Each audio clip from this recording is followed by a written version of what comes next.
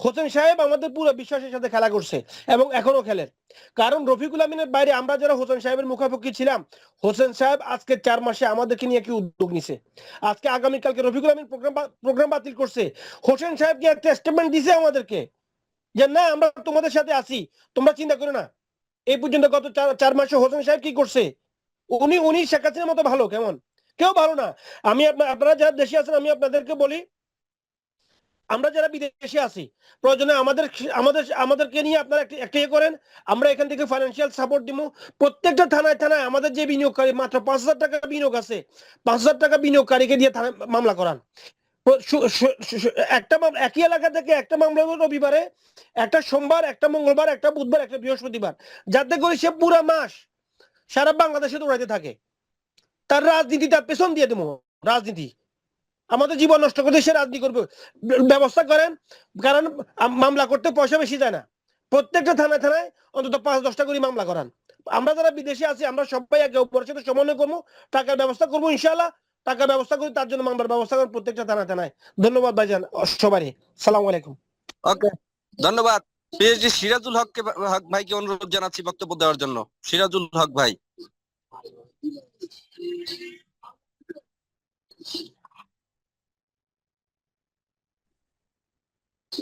হ্যাঁ সিরাজুল ভাই কথা বলুন।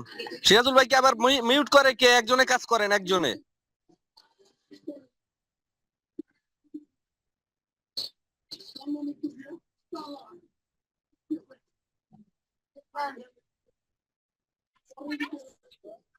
হ্যাঁ সিরাজুল ভাই কথা বলুন। আমার কথা কি শোনা যায়?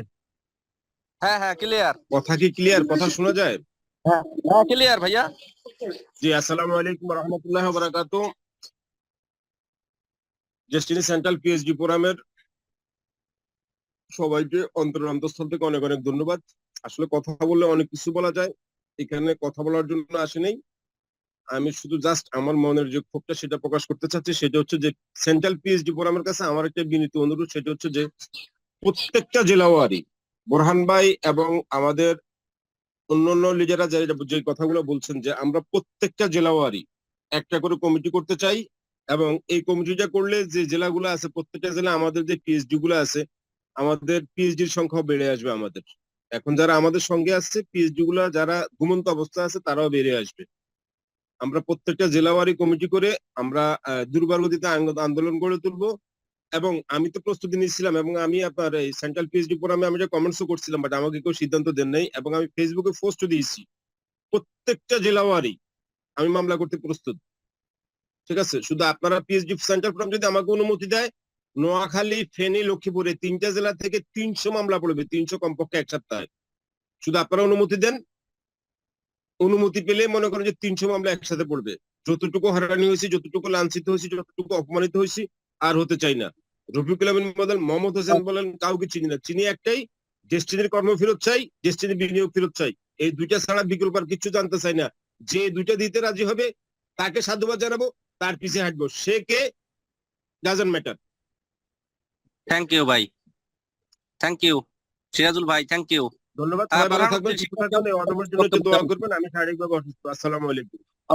ওকে, বুরহানুদ্দিন শিকদারকে অনুরোধ জানাচ্ছি বক্তব্য দেওয়ার জন্য।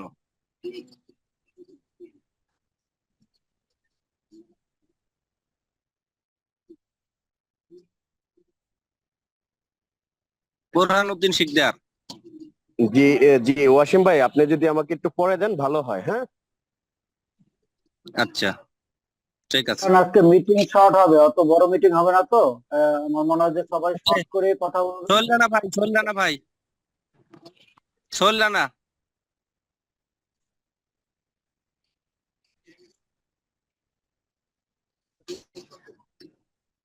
আর আনমিউট করি আবার কে জানি মিউট করে, বুঝলাম না। সোহেল রানা ভাই কথা বলুন। আসসালামু আলাইকুম। সালাম। আশা করি সবাই ভালো আছেন। আসলে দীর্ঘদিন এই আপনার এই ফর্মের সাথে যুক্ত ছিলাম না, যে কোনো অভিমান থেকেই আসলে ছিলাম না, কিন্তু আসলে এই যতদিন জেলের মধ্যে ছিল তাদের মানে এই চিটারি বাটপারি জেলের মধ্যে সীমাবদ্ধ ছিল, কিন্তু যখন বাইরে আসার পরেও তারা একের পর এক মানে এই সব ভুল স্টেপ নিয়ে এগিয়ে যাচ্ছে। আমরা বিভিন্ন সময় আমাদের যে পরিচিত মহলে শেয়ার বা বিভিন্ন টি প্যাকেজ সেল করেছিলাম, তাদের মাঝখান থেকে আমাদের প্রতি মানে ক্ষোভটা যেন 12-13 বছর পরে আবার পুনরায় জেগে উঠেছে। তো এখন আসলে তাদের পদক্ষেপ তারা কি নিবে? আমরা ওই যে কিছুক্ষণ আগে সিরাজুল ভাই যে কথাটা বললো, যে আসলে ওনার সাথে আমরা একমত, আমাদের কর্মস্থল আমরা ফেরত চাই এবং আমাদের বিনিয়োগকৃত টাকা ফেরত চাই। আমরা আসলে এখন রফিকুল আমিনকেও চেনার মতো টাইম নাই, আপনার হোসেন মোহাম্মদকেও চেনার মতো টাইম নেই, আমাদের দরকার ভাই টাকা।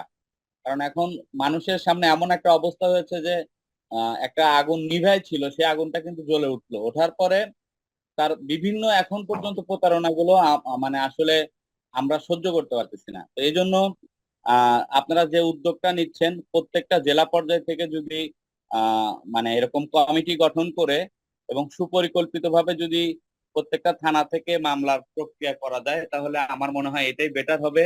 আর আমার অবস্থানটা হচ্ছে সিরাজগঞ্জের আহ জেলার মধ্যে উল্লাপাড়া থানাতে। আমরা আমাদের এখান থেকে বেশ কিছু ডিস্ট্রিবিউটর সহ এক্সিকিউটিভ সহ আমরা আসলে এই বিষয়টা নিয়ে কোনো মানে গ্রিন সিগন্যাল পাচ্ছি না, যে আসলে আমরা এটা কিভাবে করবো। এটা আসলে মানে এখন আমরা এটা করতে গেলাম, এতে হিতে বিপরীত হবে কিনা, আমরা আসলে এরকম একটা সিদ্ধান্তহীনতার মধ্যে ভুগতেছিলাম।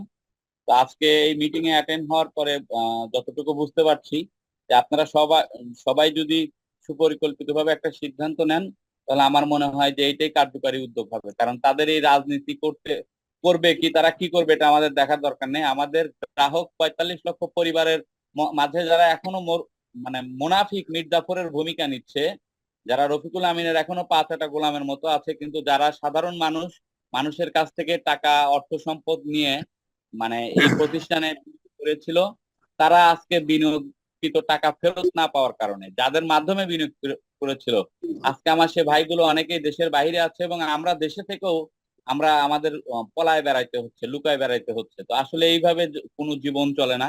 আর সবচেয়ে বড় কথা, একটা ক্ষোভের জায়গা যে লাইফের যে একটা গোল্ডেন টাইম ছিল আমাদেরকে এমন ভাবে ইন্সপায়ারেশন করা হয়েছে যে আমরা আমাদের শিক্ষা জীবনটাকেই একেবারে কনভার্ট করে চলে আসছি, যে ভাই কি চাকরি বাকরি করে কি হবে, পড়াশোনা করে কি হবে, যেটা একটা লাইফ করার টাইম ছিল সেটাকে আমরা নষ্ট করেছি। তো আসলে এখন লাইফে তো যা হারাই গেছে তো হারাই গেছে, we are can not change past but we can change future. আমরা তাহলে তার অতীত বদলাইতে পারবো না, ভবিষ্যৎটা বদলানো সম্ভব। তাই এখানে সিনিয়র যে ভাইরা আছেন, পিএইচডি ভাইরা আছেন, আপনারা প্রত্যেকটা জেলা পর্যায়ে একটা কমিটি গড়ে তোলেন এবং প্রত্যেকটা জায়গা থেকে দুর্গ গড়ে তোলেন, যেন আমরা আমাদের বিনিয়োগকৃত টাকার সঠিক সমাধান পাই এবং আমাদের বিনিয়োগকৃত টাকা যেন আমাদের ডিস্ট্রিবিউটরের মাধ্যমে আমরা বন্টন করতে পারি।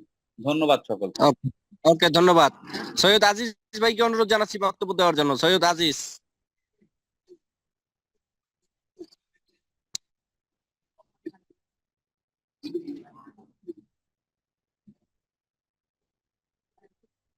আজিজ ভাই।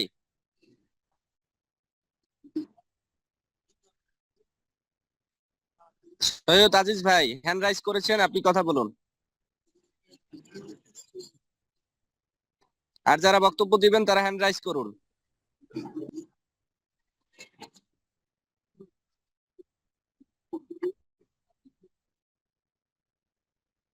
সৈয়দ আজিজ ভাই।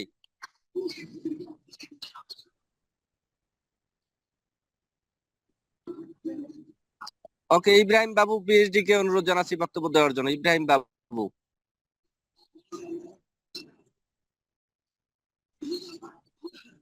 সালাম আলাইকুম মহসিন ভাই, শোনা যাচ্ছে আমার কথা? হ্যাঁ হ্যাঁ, ক্লিয়ার ইব্রাহিম ভাই।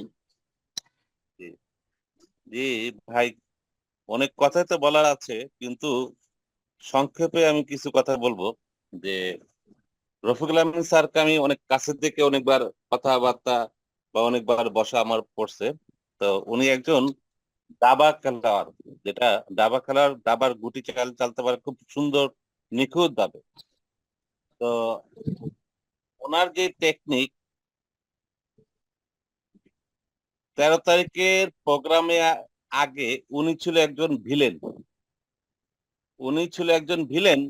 তো পিএইচডি আমাদের আজকে যে পিএইচডি প্রোগ্রাম যেটা হাতে নেওয়া হয়েছে, তো ওই প্রোগ্রামে ওনাকে কনফারেন্স হিসেবে, যেটা আমরা খুব আশা আকাঙ্ক্ষা আমার ছিল, যে আমি আরো আগে থেকে বলে আসছি ভিডিওতে, ফেসবুকে লাইভে বলছি যে আমাদের একটা পিএইচডি কনফারেন্স দরকার। রফিকুল আমিনের উদ্দেশ্যে অনেক কিছু আমি অনেকবার ইয়াতে আসছি, লাইভে আসছি, হ্যাঁ।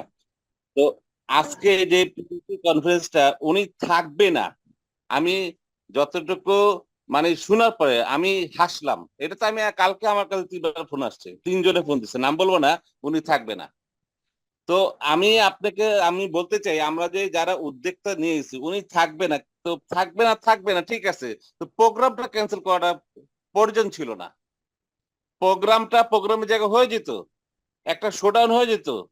ওইখানে যদি 200 হতো, 500 হতো, 600 হতো, সেটা একটা শোডাউন হতো, উপস্থিত থাকতো। উপস্থিত থেকে যতটুকু আমরা একটা হিট পেতাম, যত একটা কষ্ট পেতাম, জুম মিটিং এ কিন্তু এত কষ্ট আমাদের পাবো না। উনি এখন আমরা পিএইচডি মিটিং এ পিএইচডি কনফারেন্সে উনি থাকবে না, উনি এখন হিরো হয়ে গেছে, উনি আমাদের কাছে মূল্যায়ন হয়ে গেছে। ওনার প্রোগ্রামে থাকলে উনি প্রোগ্রামে আমরা আয়োজন করব, উনি প্রোগ্রামে না থাকলে প্রোগ্রাম ক্যান্সেল। তার মানে কি উনি হিরো না? হিরো তো আমরাই করছি। আমার আমার প্রশ্ন যে এখানে আমি আমি অনেক জায়গায় অনেক ফোন দিছি, অনেকে অ্যারেঞ্জমেন্ট করছি, এখানে আমার উপস্থিত রাখার সংখ্যা ছিল সর্বোচ্চ 20 জন। তো 20 জন আমার একজনের পিএইচডি মিলে আমি 20 জন, আমি টার্গেট নিচ্ছি অনেক পিএইচডি, যদি একজন পিএইচডি না আনতে পারে সেটা কাভার টাইম দিব, এভাবে উদ্যোগ নিচ্ছি। তো আমার কথা ভাই মানে কথা আসে, কথা বলতে পারতেছে না, কষ্টে আমার থতো মতো খাচ্ছি কষ্টে। আজকে ওকে 40-50 ধন্যবাদ, ধন্যবাদ, আপনার সাথে আবার কথা হবে। হ্যাঁ, হ্যাঁ, এবার যে আবুল বাশার ভাইকে অনুরোধ জানাচ্ছি বক্তব্য দেওয়ার জন্য। আবুল বাশার ভাই,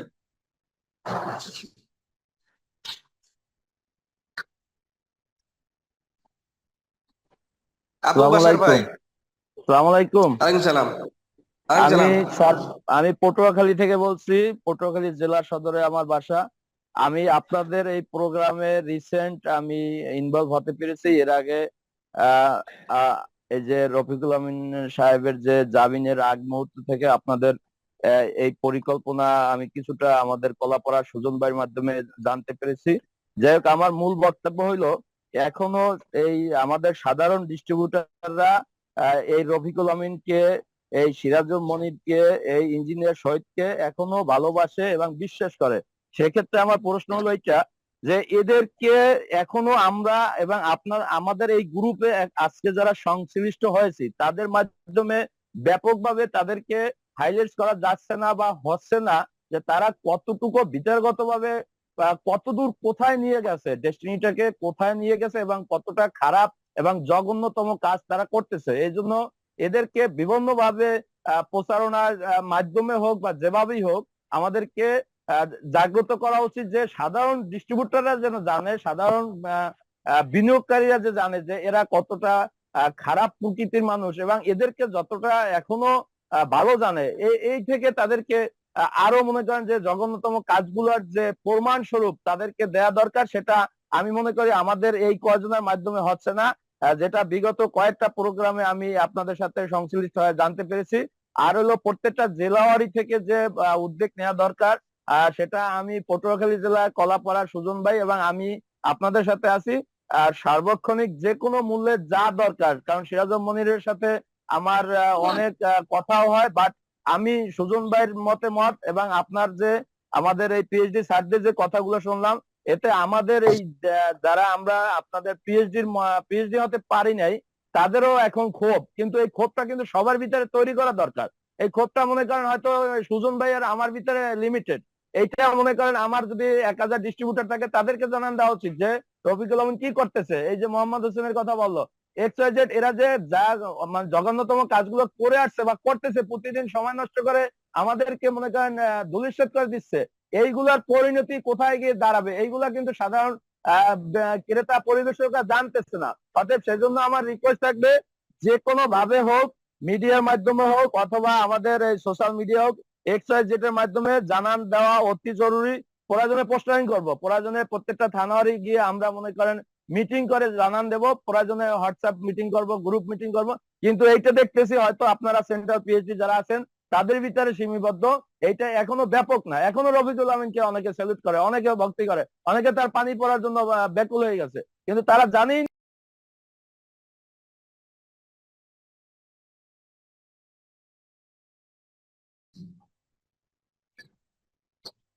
ওকে আবুল বাশার ভাই, এ পর্যায়ে আমি অনুরোধ জানাচ্ছি আমাদের গৌসুদ্দিন মোহাম্মদ জুবায়ের ভাইকে। গৌসুদ্দিন মোহাম্মদ জুবায়ের।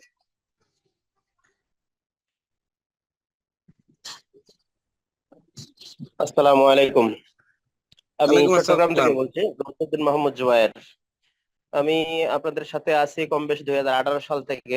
তার আগে থেকে ছিলাম, বিশেষ করে যখন সাবেক পরিচালক বৃন্দদের সাথে আমাদের 2018 সালে প্রথম রাত্রের বেলায় আমাদের জুম মিটিং হতো, তখন থেকে আমি ছিলাম।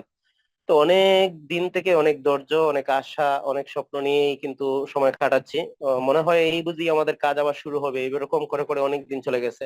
আসলে ধৈর্য একটা সীমা থাকে, সীমার বাইরে চলে গেছে। এখন আমি পিএইচডি ফোরামের প্রতি আশাবাদী, খুব বেশি আশাবাদী, এবং আমি আশা করতেছি ওনারা একটা এরকম উদ্যোগ নেবেন যে প্রতিটা জেলা ভিত্তিক কমিটি, যেটা বলছেন এটা খুবই সুন্দর একটা উদ্যোগ।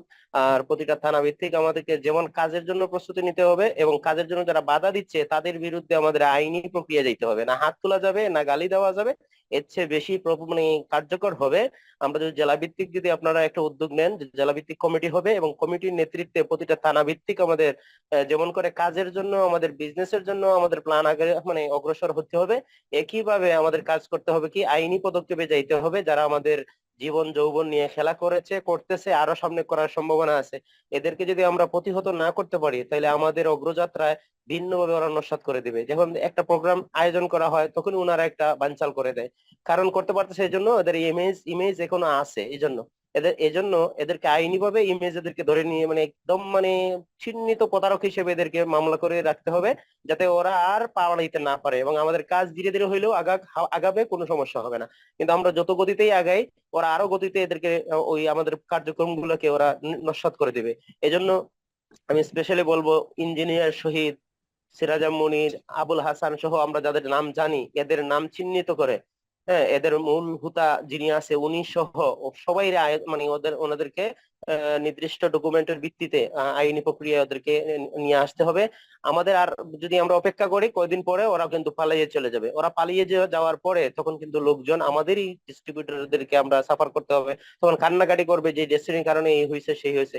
আমরা যে স্বপ্ন দেখতেছি যে সামনের দিন আমরা ডেস্টিনি অনেক ভালো করব, এই ভালো করাটা আমাদের একবারে ধূলিসাৎ হয়ে যাবে, কারণ এদের অপকর্মের কারণে। আমরা যদি চুপ থাকি তাহলে এই সম্পূর্ণ দায় কিন্তু আমাদের উপরই এইভাবে আসবে না, কিন্তু আমাদের কাজের জন্য প্রতিবন্ধকতা হয়ে যাবে। এজন্য আমরা আইনি প্রক্রিয়া এদেরকে যদি না আটকাই তাহলে সামনের দিন আরো খারাপ হবে। এজন্য আমি বিনীতভাবে অনুরোধ করব, কমিটি দ্রুত করার চেষ্টা করেন জেলা ভিত্তিক, আর থানা ভিত্তিক মামলা করার জন্য আমার জায়গা থেকে আমি প্রস্তুতি নিব ইনশাল্লাহ। আপনাদের সাথে ছিলাম, আছি এবং থাকবো ইনশাআল্লাহ। এতটুকু বলে ওকে জুবায়ের সবাইকে ভাই, ধন্যবাদ জানিয়ে আমার ধন্যবাদ। কথা শেষ করলাম। ধন্যবাদ আসসালামু জুবায়ের আলাইকুম। ভাই। আমি চিত্তরঞ্জন দাস পাবনা থেকে পিএইচডি, তাকে অনুরোধ জানাচ্ছি বক্তব্য দেওয়ার জন্য।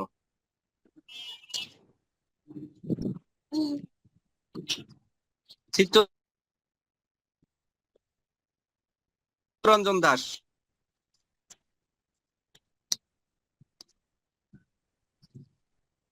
আমার কথা কি শোনা যাচ্ছে? হ্যাঁ, শুনতেছি দাদা। আজকের এই জুম মিটিং এ সম্মানিত সভাপতি, উপস্থিত আমার সহযোদ্ধা ভাই ও বন্ধু, সবাইকে আমার অন্তরের অন্তঃস্থল থেকে আন্তরিক শুভেচ্ছা ও অভিনন্দন। আসসালামু আলাইকুম। আমি যদিও বয়সে প্রবীণ, কিন্তু ডেস্টিনি পিএইচডি, সেন্ট্রাল পিএইচডি ফোরামে আমি একজন নবীন। তবে আমি দুই একটি কথা বলবো। আমার কথাগুলো হয়তো অনেকের কাছে খারাপ লাগবে। আমি আপনাদের উদ্দেশ্যে বলবো যে আমাদের মধ্যে, এই গ্রুপের মধ্যে কিছু মানুষ আছে, আমি এই বেশ কিছুদিন মিটিং দেখার পরে আমি বুঝতে পারছি কিছু কিছু মানে কি বলবো, মানে দুই নৌকায় পাও দিয়ে আছে এমন কিছু মানুষ আমাদের সাথে যুক্ত আছে। তা আমি আরেকটি কথা বলবো, যে আমরা যে টাকা পয়সা দিছিলাম গাড়ার কাছে মুরগি বাগি দেওয়ার মতো, গাড়া সব মুরগি খেয়ে ফেলছে। আমরা এখন হাই হতাশ করতেছি। তাই ওই আমিন সাহেবের জন্য আমি একটা বাণী দেব, সেটি হচ্ছে যা ইচ্ছে তাই করবে তুমি, তা কিন্তু রে চলবে না, ভালো ছাড়া মন্দ করলে পরিস্থিতি ছাড়বে না। আর আমাদের জন্য একটা বক্তব্য দেব, একটা বাণী দেব, সময় কিন্তু রয় না বসে, চলছে কেবল অবিরল, করণীয় যা এক্ষুনি কর, ভবিষ্যতে চার যদি সুফল। তা আমাদের যা করার এক্ষুনি করতে হবে, সেটি হচ্ছে যে অনেক ভাই বলে গেছেন, বিভাগীয় কমিটি, জেলা কমিটি, এই কমিটিগুলো করে দুর্বার আন্দোলন গড়ে তুলতে হবে ওই কুতুব মিয়ার বিরুদ্ধে। কারণ বৈশাখী টেলিভিশনে টাকা নিচ্ছে আর খাচ্ছে ওই কুতুব মিয়া, ওই ডাইপিপড়ে, ওই ভটভটে ইঞ্জিন, এরা এগুলো খাচ্ছে। আরে এইগুলো তো এরা খাবেই, কারণ হচ্ছে সুযোগটা তো আমরা করে দিচ্ছি। আমরা শুধু এই জুম মিটিং এর মধ্যে সীমাবদ্ধ আছি। আপনারা যারা সেন্ট্রালে আছেন তারা সব জায়গায় দৌড়াচ্ছেন, আমরা মফস্বলে আছি বিদায় আমরা আপনাদের মতো করে দৌড়াতে পারতেছি না। আর আমাদের যারা অ্যাসোসিয়েট আছে তাদেরকে যেভাবেই হোক আমরা আমি বুঝায় তাদেরকে রাখছি, এবং বাস্তবতাটাকে তাদেরকে আমি বুঝাই দিছি, যার কারণে আমাকে আমার অ্যাসোসিয়েট আজও পর্যন্ত কোনো ডিস্টার্ব করে নেই। কারণ হচ্ছে যে আমি সঠিকভাবে টাকা নিছি, ডেস্টিনিটা বিনিয়োগ করেছি, কারোর সাথে চিটারি বাটপারি করি নাই, যার কারণে আমাকে 1 টাকাও কাউকে ফেরত দিতে হয়নি আজও পর্যন্ত। তবে আপনাদের দোয়ায় ডাল ভাত খাওয়া যাচ্ছি এখনই, কিন্তু অনেক অ্যাসোসিয়েটে আমি ডাল ভাতের পয়সা জোগাড় করে দিছি নিজে না খেয়েও। যাই হোক, এই বাটপারকে এবং বাটপারের সাথে যে সহযোগীগুলো আছে শুধু ঢাকাতেই নাই, ঢাকার বাইরে বাংলাদেশে বিভিন্ন জায়গায় এই বাটপারের লোকজন আছে। এদেরকে ধরে ধরে আমি পাবনার শহরে কয়েকটা বাটপার আছে, এই বাটপার গুলোকে আমি যেভাবেই হোক এদের ঠ্যাং খুলে আমি এদের হাতে ধরায় দেবো, আমি আপনাদের কাছে ওয়াদা দিচ্ছি।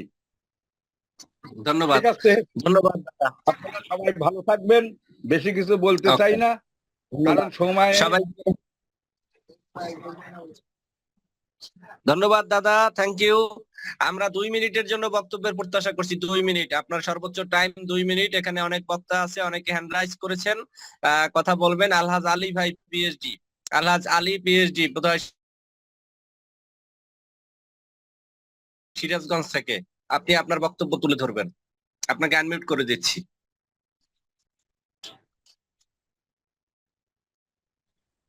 জি, আসসালামু আলাইকুম। ওয়ালাইকুম আসসালাম। জি, ধন্যবাদ আমাকে সুযোগ দেওয়ার জন্য আজকের এই জুম মিটিং এর পক্ষ থেকে। যাই হোক, অনেকের বক্তব্য শুনলাম, শুনে আসলে নিজেরও অনেক কিছু বলতে ইচ্ছে করে। তবে আমার একটা জানার বিষয়, যেখানে অনেকেই বলতেছে এদের বিরুদ্ধে মামলা করব, এদের বিরুদ্ধে দুর্বার আন্দোলন গড়ে তুলব, আন্দোলনও হবে, মামলাও হবে, মায়েরও হবে, সবকিছুই হবে। কিন্তু আমার একটা জানার বিষয় হলো যে মানুষ পৃথিবীতে চিরদিন কেউ বাঁচবে না, মরণশীল মানুষ। আজকে আমি মারা যেতে পারি, কাল সকালে শুনলাম রফিকুল আমিন সাহেব মারা গেছে। তো সে যদি মারা যায় তাহলে কি ডেস্টিনি চলবে না? চলবে। তা যদি চলে তাহলে এখন রফিকুল আমিন ছাড়া ডেস্টিনি চালাইতে বাধা কোথায়, এই জিনিসটা স্পষ্ট আমি জানতে চাই। এবং আমার মনে হয় এটা অনেক পিএইচডি জানা দরকার। আমরা এই বিষয়টা জানি না যে আসলে তাকে ছাড়া কোম্পানি চালানোর বাধাটা কোথায়। আর যখন আমরা এই নির্দিষ্ট সমস্যাটা যখন আমরা ইন্ডিকেট করতে পারবো, আমরা সবাই জানতে পারবো সবাই, তখন আমরা এই সমস্যা সমাধানের জন্য সেটা মামলা লাগুক, মিটিং লাগুক, মিছিল লাগুক, হরতাল লাগুক, যা লাগুক সেটা আমরা করতে পারবো। কিন্তু তাকে ছাড়া কেন আমরা কোম্পানি চালাইতে পারবো না, সে কোথায় বাধা, এই জিনিসটা আমাদের জানা দরকার। তা আমার মনে হয় অবশ্যই এই জিনিসটা আপনারা আমাদের জানাবেন, বলবেন, এবং অবশ্যই যত দ্রুত সম্ভব জেলা পর্যায়ে কমিটি করে আমাদের এর বিরুদ্ধে, এই অন্যায়ের বিরুদ্ধে আমাদের প্রতিবাদ করা উচিত। তা না হলে ওই যে দাদা কিছুক্ষণ আগে বলে গেছে, আসলে সময়ে কাজ না করলে অসময়ে সেই কাজটা করা যায় না। আর সবচেয়ে বড় কথা হচ্ছে যে কাউকে জোর করে সংসার করা যায় না ভাই। কোনো মেয়েকে নিয়ে যদি জোর করে সংসার করতে চান, সে আজ হোক কাল হোক 4 বাচ্চার মা হওয়ার পরে সে আপনাকে ছেড়ে চলে যাবে, এটাই স্বাভাবিক। সেই জন্য আমার মনে হয় যে নষ্ট লোকের পিছনে না ঘুরিয়া সঠিক কাজটা করার জন্য আমাদের যে পদক্ষেপ যা করা দরকার সেটার বিষয়ে আমাদের দ্রুত একটা সিদ্ধান্ত নেওয়া উচিত এবং খুব দ্রুত আপনারা এই কাজটা করেন, জেলা পর্যায়ে মিটিং করেন ইনশাল্লাহ। ধন্যবাদ, এই আশা ব্যক্ত রেখে ধন্যবাদ, আমি আমার বক্তব্য শেষ করছি। ধন্যবাদ। জনাব লোকমান ভাইকে অনুরোধ জানাচ্ছি বক্তব্য দেওয়ার জন্য। লোকমান ভাই।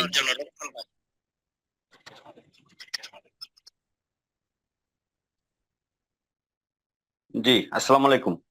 ওয়াসিম ভাই, শোনা সালাম। যাচ্ছে? হ্যাঁ হ্যাঁ, ক্লিয়ার লোকমান ভাই। এখানে যেহেতু অনেক লোক আছেন যাদের বক্তব্য আপনার শুনবো, পরিচয় দিয়ে, আপনার দুটো পজিশন দিয়ে, আপনি কোথা থেকে বলছেন, আপনি 2 মিনিটের মধ্যে বক্তব্য দিবেন লোকমান ভাই, প্লিজ। জি, আমি মোহাম্মদ লোকমান, পিএইচডি। আমি এখন ভোলা সদর থেকে বলছি। আচ্ছা, একটা বিষয় আমার কাছে, যে বিষয়টা এখানে অনেক আলোচনা করছেন, অনেক বেশি গুরুত্বপূর্ণ। সর্বশেষ যে ভাই বলছেন যে রফিকুল আমিন ছাড়া ব্যবসাটা হবে কিনা, আমি এখানে হয়তো আমাদের ম্যানেজমেন্ট আছেন, অনেক ডায়মন্ড আছেন, সকলের উদ্দেশ্যে যে বিষয়টা বলবো, দেখেন আশরাফ ভাই যে মার্কেটিং প্ল্যানটা করছেন, এই প্ল্যানটা রফিকুল আমিন করতে হলে আরো অনেক সময় লাগবে। বর্তমান প্রেক্ষাপটে যেই সব বিষয়গুলো দরকার, কারণ অনেক কোম্পানি আছে যারা 1 পয়েন্টের উপরে জয়েনিং, 1 পয়েন্টের উপরেই তাদের কমিশন, সেখানে 500 পয়েন্ট। তারপরও এখানে বিভিন্ন ধরনের কমিশন, বিভিন্ন ধরনের ফ্যাসিলিটি আছে। এবং আশরাফ ভাই গতকালকের প্ল্যানটা চমৎকার ভাবে প্রেজেন্টেশন করছেন, ইভেন প্রশ্ন উত্তরগুলা মানে চমৎকার ভাবে ভেঙে ভেঙে দিচ্ছেন। আমি যে বিষয়টা বলতে চাই ভাই, এখানে আমাদের দুইটা গ্রুপ টেকনিক্যালি করে রাখছেন রফিকুল আমিন। একটা গ্রুপ ওনার সাথে আছেন যারা এখান থেকে ইনকাম করছেন। কিভাবে ইনকাম করছেন? জেলখানায় রেখে যে সমস্ত লোকদেরকে টাকা আনাতো এবং বিভিন্ন কমিশন ভাগ করতো 40-60, এখনো তাদের কিন্তু সেই ধরনের ইনকাম আছে, অর্থাৎ এখনো মাঠ থেকে টাকা আসতেছে বিভিন্ন নামে, তারা চলতেছে। আমাদের এই ফোরামের মধ্যে অনেক ব্যক্তি আছে যারা আমরা চিনি, যাদের সুনাম, যাদের শিক্ষাগত যোগ্যতা, যাদের অনেক ভালো ক্যাপাসিটি, অনেক ভালো বিজনেসম্যান, ইচ্ছা করলে তারা অনেক ভালো কিছু করতে পারতো, শুধু আশায় আশায় থেকে থেকে থেকে থেকে তারা ধুকে ধুকে মরছে। আমার কত লোক, তারা লোক কয়জন ভাই? তাদের লোক কয়জন? এখানে একজন ভাই বলছিলেন, নাম বললো মানে এখন আর কোনো সমস্যা নাই, সিরাজুল মনির বলেন, ইঞ্জিনিয়ার বলেন, আর মানে আবুলের বলেন, আর কাবুলের বলেন, আর আমার আগে আনসারিরে বলেন, এই কয়জন লোকের কারণে এই মানে রফিকুল আমিন এইভাবে তাদের ইয়া করে রাখবে। আর আমরা এখান থেকে শুধু জুম মিটিং করব। আমি এখানে আমাদের ম্যানেজমেন্ট যারা আছেন তাদের কাছে অনুরোধ করব, বা এখানে সিনিয়র যারা আছেন তাদের কাছে অনুরোধ করব, ভিন্ন কিছু চিন্তা করেন। আমরা আমাদের ব্যবসা করব, আগাবো।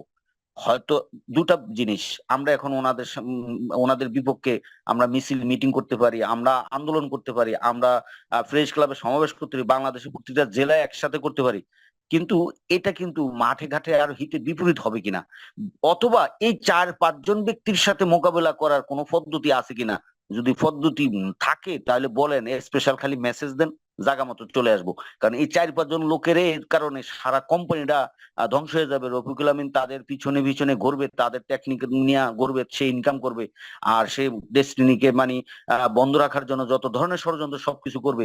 এটা কতদিন মানা যায় ভাই? আমাদের ডাউনের কিছু এক্সিকিউটিভ, কিছু ডিস্ট্রিবিউটর, তারা আশার আলো দেখছে, উনি বের হলে মনে কিছু হয়ে যাবে।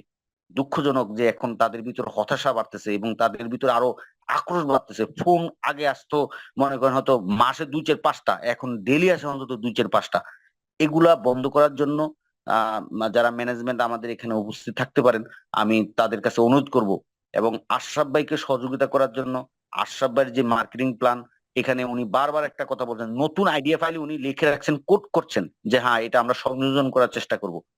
তাহলে একটা বিষয় সেটা হলো, এমন একটা দিন আসবে যেটা এর উপরে মার্কেটিং প্ল্যান হতে পারে না, যেখানে যেখানে ত্রুটি আছে বা ত্রুটি কম, মানে আর একটু ভালো করা যায়, আর একটু ভালো করা যায়, সেই সুযোগগুলো আছে। বাট আমি বলবো ওয়াসিম ভাই, এখানে আমিনুল ভাই আছেন, হিরু ভাই আছেন, সকল সিনিয়ররা আছেন। আমার কতলে 4-5টা ব্যক্তির কারণে একটা কোম্পানি আমরা শুধু মাসকে মাস শুধু জুম মিটিং করে যাব। এখানে আমাদের সাথে ম্যানেজমেন্ট আছেন, আমাদের সাথে ডায়মন্ড আছেন। আজকে ডায়মন্ডদেরকে নিয়ে বসলে আমি বুকে হাত দিয়ে বলতে পারবো, তাদেরকে ছোট করছি না। অনেক ডায়মন্ড আছেন যে ডেস্টিনির মার্কেটিং প্ল্যানটাই এখন বলতে পারবে না। বর্তমান লেটেস্ট 2-4টা কোম্পানির যে মার্কেটিং প্ল্যান সবচেয়ে ভালো সেলস যাদের, অর্থাৎ প্রতি মাসে কোটি টাকার উপরে যারা সেলস করে, তাদের মার্কেটিং প্ল্যানের যে সমস্ত ভাইটাল পয়েন্ট গুলো, এগুলা কি বলতে পারবে না। তাহলে এখন আমরা আমাদের অবস্থান থেকে তাদেরকে নিয়ে যদি রফিকুল আমিন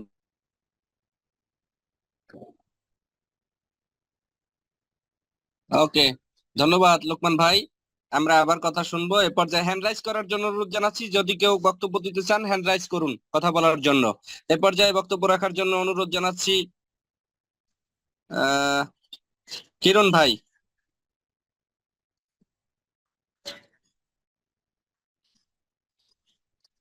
কিরণ ভাইকে অনুরোধ জানাচ্ছি বক্তব্য দেওয়ার জন্য। আনমিউট হচ্ছে না কেন? এখানে আমাদের কো হোস্ট যারা আছেন তারা কি কাজ করছেন? আনমিউট হচ্ছে না কেন?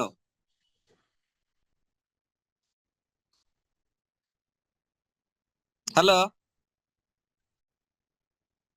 হ্যালো, আমার কথা কি শুনতে পাচ্ছেন? কেউ একটু সাউন্ড দিবেন। হ্যাঁ ওয়াসিম, শোনা যাচ্ছে, তোমার কথা শোনা যাচ্ছে। হ্যাঁ কিরণ ভাই কথা বলুন। কিরণ ভাই, 2 মিনিট টাইম। কিরণ ভাই বারবার আনমিউট মিউট আনমিউট করতেছে বারবার। আচ্ছা, এটা শুধু আমিন আমিন ওই ব্যাপারে কাজ করো। এটা আমার কাছে দেন শুধুমাত্র ভাই। হ্যালো, হ্যাঁ কিরণ হ্যাঁ ভাই হ্যাঁ, বলুন। আবার আবার আবার আনমিউট আবার করে দিছে, দেখছো? আচ্ছা তুমি করো না, শুধু আমিন কে আছো? আমিন কে আছো?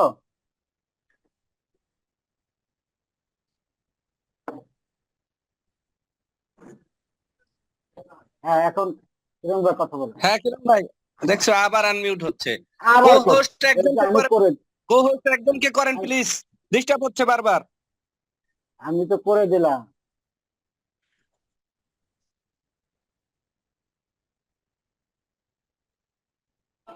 আসসালামু আলাইকুম। আমি সালাম। কিরণ ভাই বলুন, 2 মিনিট টাইম। কিরণ ভাই ভাই ভাই শুনেন, আমি আমি খুব শর্টলি বলতেছি। আমার আজকে 3 দিন যাবত প্রিপারেশন নিচ্ছি, ঢাকা আসবো, মিটিং এ অংশগ্রহণ করবো, এত কিছু বুঝি না। আমি সেন্ট্রাল পিএইচডি ফোরামের কাছে বিনীত ভাবে অনুরোধ করছি, রিকোয়েস্ট করছি, যদি টাকা লাগে টাকা নেন। 8টা বিভাগ থেকে 8টা কমিটি সেন্ট্রাল পিএইচডি ফোরাম গঠিত আছে, যে সভাপতি সেক্রেটারির অধীনে একটা ফর্ম রেডি করেন। আমি আমার বিভাগ 4টা, নেত্রকোনা, শেরপুর, জামালপুর, ময়মনসিংহ সদর, এই 4টা বিভাগে যারা আমাদের পক্ষে পিএইচডিরা অংশগ্রহণ করবে তাদের সিগনেচার, মোবাইল নাম্বার। 4 জেলা, হ্যাঁ 4 জেলা ময়মনসিংহ বিভাগ, হ্যাঁ 4 জেলা। জি, অর্থাৎ 4 জেলা মিলে আমার ময়মনসিংহ বিভাগ। 8টা বিভাগ থেকে 8টা পিএইচডি ফোরাম তৈরি করার অনুমতি আপনারা সেন্ট্রাল পিএইচডি ফোরাম দেন, একটা ফর্ম তৈরি করেন। আমি অর্গানাইজ হই। আমরা এটা তালবাহানা চলতো না, জীবন জীবন বরবাদ করে ফেলছি। যদি কালকে মিটিং এ থাকতে পারতাম তাহলে কমপক্ষে রফিকুল আমিনের দৃষ্টি আকর্ষণ করে বলতাম, আমি কিরণের এই আমার এই বছরটি ফিরাই দেন। আমার সরকারি চাকরি থেকে আমি সে জানে যে আমার ইউনিভার্সিটির চাকরিটা পর্যন্ত আমি জিজ্ঞেস করছি, বস কি করবো, আমার চাকরিতে জয়েন করতে হবে, বাবার চাপ, জীবন যৌবন সব শেষ করে দিছি, গোল্ডেন লাইফ সব শেষ করে দিছি। এখন খারাপ ভাষা কিন্তু আমার মুখটা বের হয়ে যায়।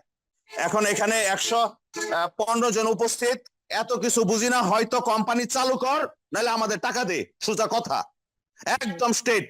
আর নয়তো অর্গানাইজ হওয়ার জন্য যা যা করণীয় সেটা আপনারা সেন্ট্রাল পিএইচডি ফোরাম করেন। 8টা বিভাগের 8টা পিএইচডি ফোরাম করেন, এরপরে জেলা পর্যায়ে যান, এরপরে থানা পর্যায়ে যান, এগুলা পরে। এটা আমার বিনীত অনুরোধ আপনাদের সেন্ট্রাল পিএইচডি ফোরামের সভাপতি সেক্রেটারির কাছে। ধন্যবাদ, আসসালামু আলাইকুম। আমার মোবাইলের চার্জ শেষ পর্যায়ে। ধন্যবাদ কিরণ ভাই। হযরত আলী ভাই, হযরত আলী আনমিউট করে দিচ্ছি আমি। আনমিউট করলাম, আবার আনমিউট হচ্ছে না। হ্যাঁ হযরত আলী ভাই কথা বলুন। তো আবার ওনাকে করে দেওয়া।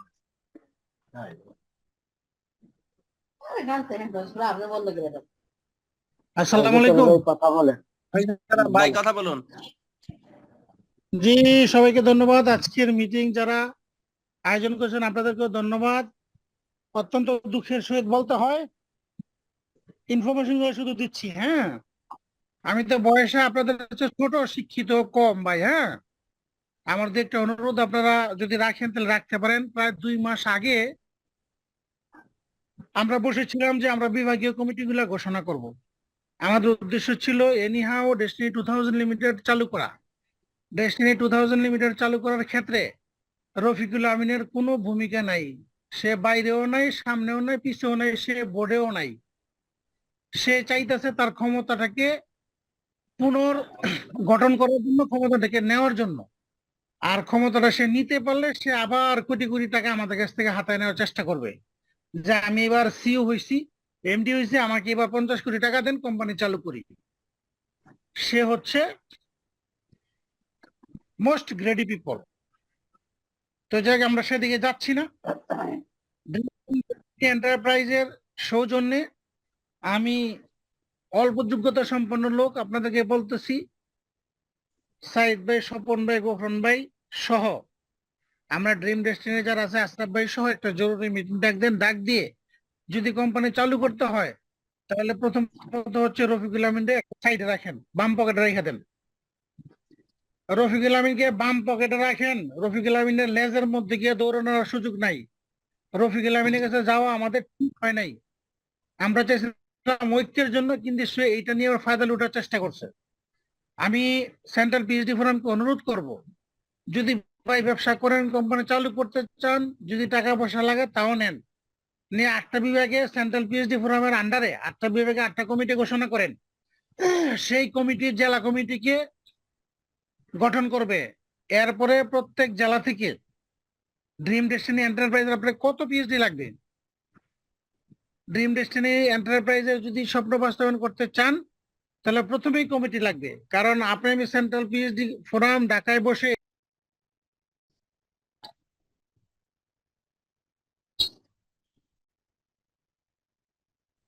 ওকে আলী ভাই, আবার কথা শুনবো আপনার আবার কথা শুনবো। এবারে আতিকুর রহমান ভাইকে অনুরোধ জানাচ্ছি বক্তব্য দেওয়ার জন্য।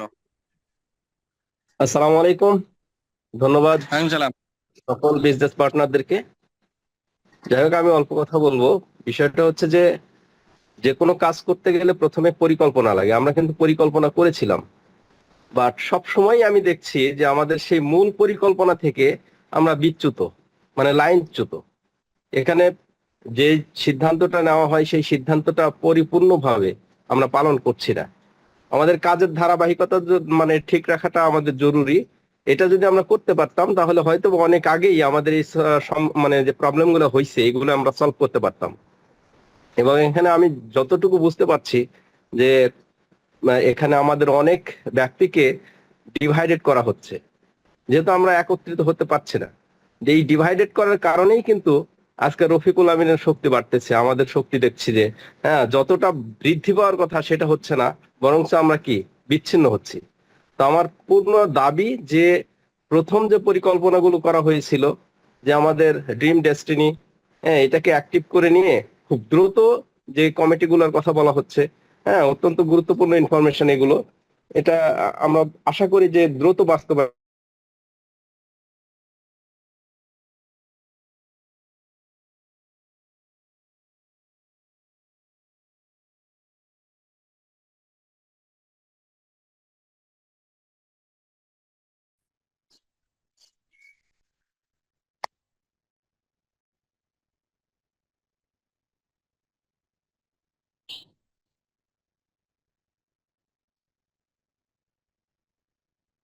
জাকির ভাইকে অনুরোধ জানাচ্ছি। আনমিউট করো না। আনমিউট তো করতেছি, আনমিউট তো হচ্ছে না। আসসালামু আলাইকুম। সালাম ভাই, কথা বলুন। হ্যাঁ, আমাদের আজকের এই জুম মিটিং এ আশরাফ স্যার, গোফরানুল স্যার, এই স্যারেরা নাই কেন? আজকে তো তাদের পরবর্তী করণীয় কি এগুলোর গাইডলাইন দেওয়ার উচিত ছিল। এরা তো কেউ নাই। তো আমরা এগুলাতে এই মিটিং তো সবসময় হয়, কিন্তু এখন তো পরবর্তী অ্যাকশন নোট করা আছে, আশরাফ ভাই আছে, অন্যান্য সবাই আছে, ঠিক আছে, নোট করা আছে। অবশ্যই এখন আমাদের পরবর্তী কাজ কি, আমরা কি করতে পারি, এটার সঠিক একটা গাইডলাইন যদি আমরা পাই আমাদের জন্য সেটাই ভালো। এই আমাদের কথা হয় বেশি, কাজ হয় অনেক কম। কাজ খুবই কম হইতেছে, কিন্তু কথা হচ্ছে বেশি। এখন কেন এই মিটিং ক্যান্সেল করছে? আমরা এই যে অজুহাত দেখাই, 3 নাম্বার অজুহাত যে দেখাইছে, এই অজুহাত তো দেখাইছে শুধু ধানাই পানাই করার জন্য। এখন আমরা ওই যে সরাসরি বৈশাখীতে অথবা রফিকুল আমিন স্যারের আমরা ওই জায়গায় যাই তার মুখামুখি হই, আমরা তার মুখামুখি হয়ে আমরা যা কিছু করার করি।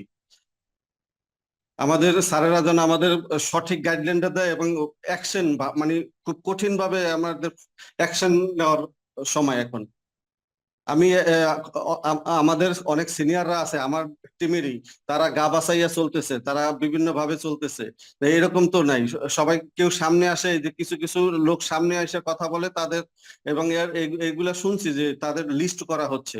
তো এই লিস্ট করলে করুক গা, ডেস্টিনি যেখানে বিজনেস করতে পারবো না, যেখানে মানুষের দায়বদ্ধতা থেকে মুক্তি পাবো না, যে মানুষকে যে মানুষগুলো আমাদের কথার দিকে, চোখের দিকে, সম্পর্কের দিকে তাকাইয়া টাকা পয়সা দিছে, কেরিয়ার গঠনের জন্য আগ্রহ প্রকাশ করছে, তাদের যদি আমরা সঠিক যে টাকাগুলা যেগুলা নিছে, যে বিনিয়োগের টাকাটা অন্তত ফেরত যদি না দিতে পারি, এরপর তাদের যদি আমরা যদি কর্মসংস্থান না যোগাতে পারি এখান থেকে, তাহলে আর এই সামনে পিছনে পড়ে লাভ কি? অনেকে বলে সামনে যাওয়া যায়।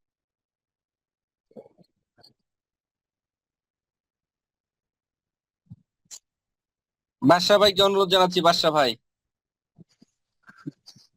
আউযুবিল্লাহি মিনাশ শাইতানির রাজিম, বিসমিল্লাহির রহমানির রহিম। আল্লাহ সর্বশক্তিমান, সকল সিনিয়র পিএইচডি এবং সকল প্রাণপ্রিয় লিডার, প্রাণপ্রিয় সৌদাবাজন, আমাদের সেই আশরাফুল আমিন স্যার আছেন, সবার প্রতি আমার আন্তরিক অভিনন্দন এবং সালাম। আসসালামু আলাইকুম ওয়া রাহমাতুল্লাহ।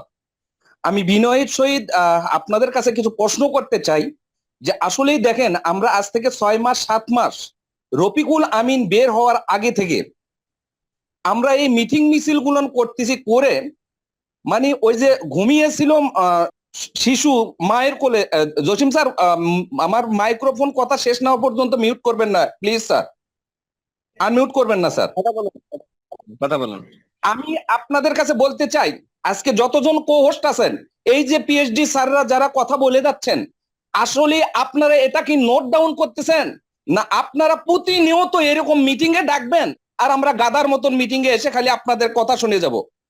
আপনারা আসলে কিন্তু মাঠ পর্যায়ে কোনো কিছু একবার পরিকল্পনা করে রফিকুল আমিন সহ, সিরাজুল মনির সহ, এই বাটপার ইঞ্জিনিয়ার শহীদ সহ এদেরকে পিটার জন্য কোন দিন ডাকবেন সেটা বলেন। কয়েকটা লোক আজকে, কয়েকটা মানুষ আমাদেরকে নিয়ে সিনেমিনি খেলতেছে, আসলে এটা সহ্য করার মতন নয়।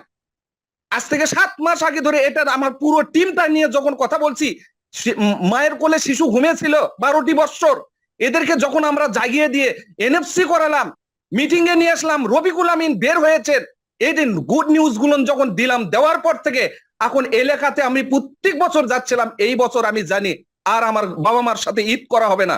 আমি আপনাদের দৃষ্টি আকর্ষণ করছি, আপনারা অনেকে এখন হোস্ট আছেন, হোস্ট হয়ে আপনারা অনেকেই কথাটা শুনতেছেন না, অনেকেই হোস্ট যারা সিনিয়র যারা, তারা এখনো অনেক জায়গায় বাইরে যে আছেন, অথবা একজন মিটিং চালাচ্ছে, বাদ বাকি যে আপনারা খোশ গল্প করতেছেন। আপনারাও কি রফিকুল আমিনের মতন আমাদেরকে নিয়ে সিনেমিনি খেলতেছেন?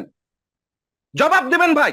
আর আপনি ইঞ্জিনিয়ার শহীদ যেদিন মাতাব সেন্টারে যে নিজে এসে বক্তব্য দেয়, নো এনএফসি, আমরা বেঁচে থাকতে এনএফসি হবে না, আপনারা কেন এইরকম মুখোমুখি রফিকুল আমিনের আমরা হচ্ছি না?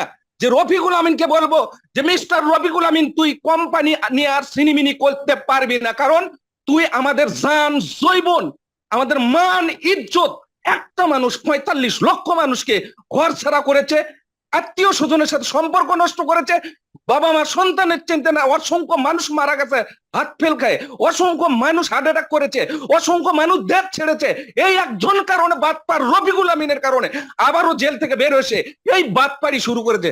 একটা বাটপারের জন্য আর আমরা কত কষ্ট পাবো? আমি আশা করি আল্লাহর রহমতে আমি জবাব চাই সেন্ট্রাল পিএইচডির সভাপতি আমিন স্যারের কাছে, যে আপনি যদি আমার কথা শুনিয়ে থাকেন স্যার, এই মুহূর্তে জবাব দেবেন স্যার, ধানাই পানাই করে অন্যদিকে কথা কাটাবেন না ইনশাল্লাহ। ওকে, ধন্যবাদ সোনার বাদশা ভাই। আমরা অনুরোধ জানাচ্ছি খলিল ভাইকে বক্তব্য দেওয়ার জন্য। খলিল ভাই, সৈয়দ জাকির ভাই আবার হ্যান্ড রাইজ করেছেন, সৈয়দ জাকির ভাই আবার সুযোগ হলে দিব। খলিল ভাই। আসসালামু আলাইকুম ওয়া রাহমাতুল্লাহ। ওয়ালাইকুম আসসালাম, কথা বলুন। সবাইকে 2 মিনিট ধন্যবাদ টাইম। জানাচ্ছি আজকে উপস্থিত হওয়ার জন্য। এই যে ভাই বললো বাদশা ভাই যে আমাদেরকে নিয়ে খেলা করা হইতেছে, আমার মনে হইতেছে এরকমই ওই যে এই জুম জুম খেলা হইতেছে। আগে বৃষ্টিতে রিমঝিম বৃষ্টি হইতো, ভালো ঘুম হইতো, এখন এই জুম জুমে আমাদের ঘুম নষ্ট হইতেছে। এই জুম জুম বাদ দিয়া কিভাবে বিজনেস করানো যাবে সেই পরিকল্পনা করেন। এক শালার পর শালার জন্য দুনিয়াটা নষ্ট হয়ে যাইতেছে। এই শালায় তার পদ পদবীর জন্য পদ পদবী কখন পাবে সেই আশায় বসে রয়েছে। আর এর কিছু দালাল আছে, দালাল গুলো দিয়া এই খালি ঘুরাইতেছে, নাকে খত দিয়ে দেওয়াইতেছে আর কানে ধরে ধরে আমাদেরকে ঘুরাইতেছে। আর পিএইচডি ফোরাম, একটা ফোরাম বানাইয়া বই রয়েছি, এখন এই পিএইচডি ফোরাম আমাদের এই তালে তালে ঘুরাইতেছে। এইসবে চলবে না, এসব বন্ধ করে ডেস্টিনি যদি চালাইবেন, না চালাইলে বলবেন যে বন্ধ, বাস। এরপর যার যারটা পারলে লইবে, না পারলে না লইবে, বললে দেন যে পারবো না, বন্ধ করে দেন এইসব নাটক। ধন্যবাদ সকলকে। ধন্যবাদ খলিল ভাই, ধন্যবাদ। বোরহানুদ্দিন শিকদার, বোরহানুদ্দিন শিকদার।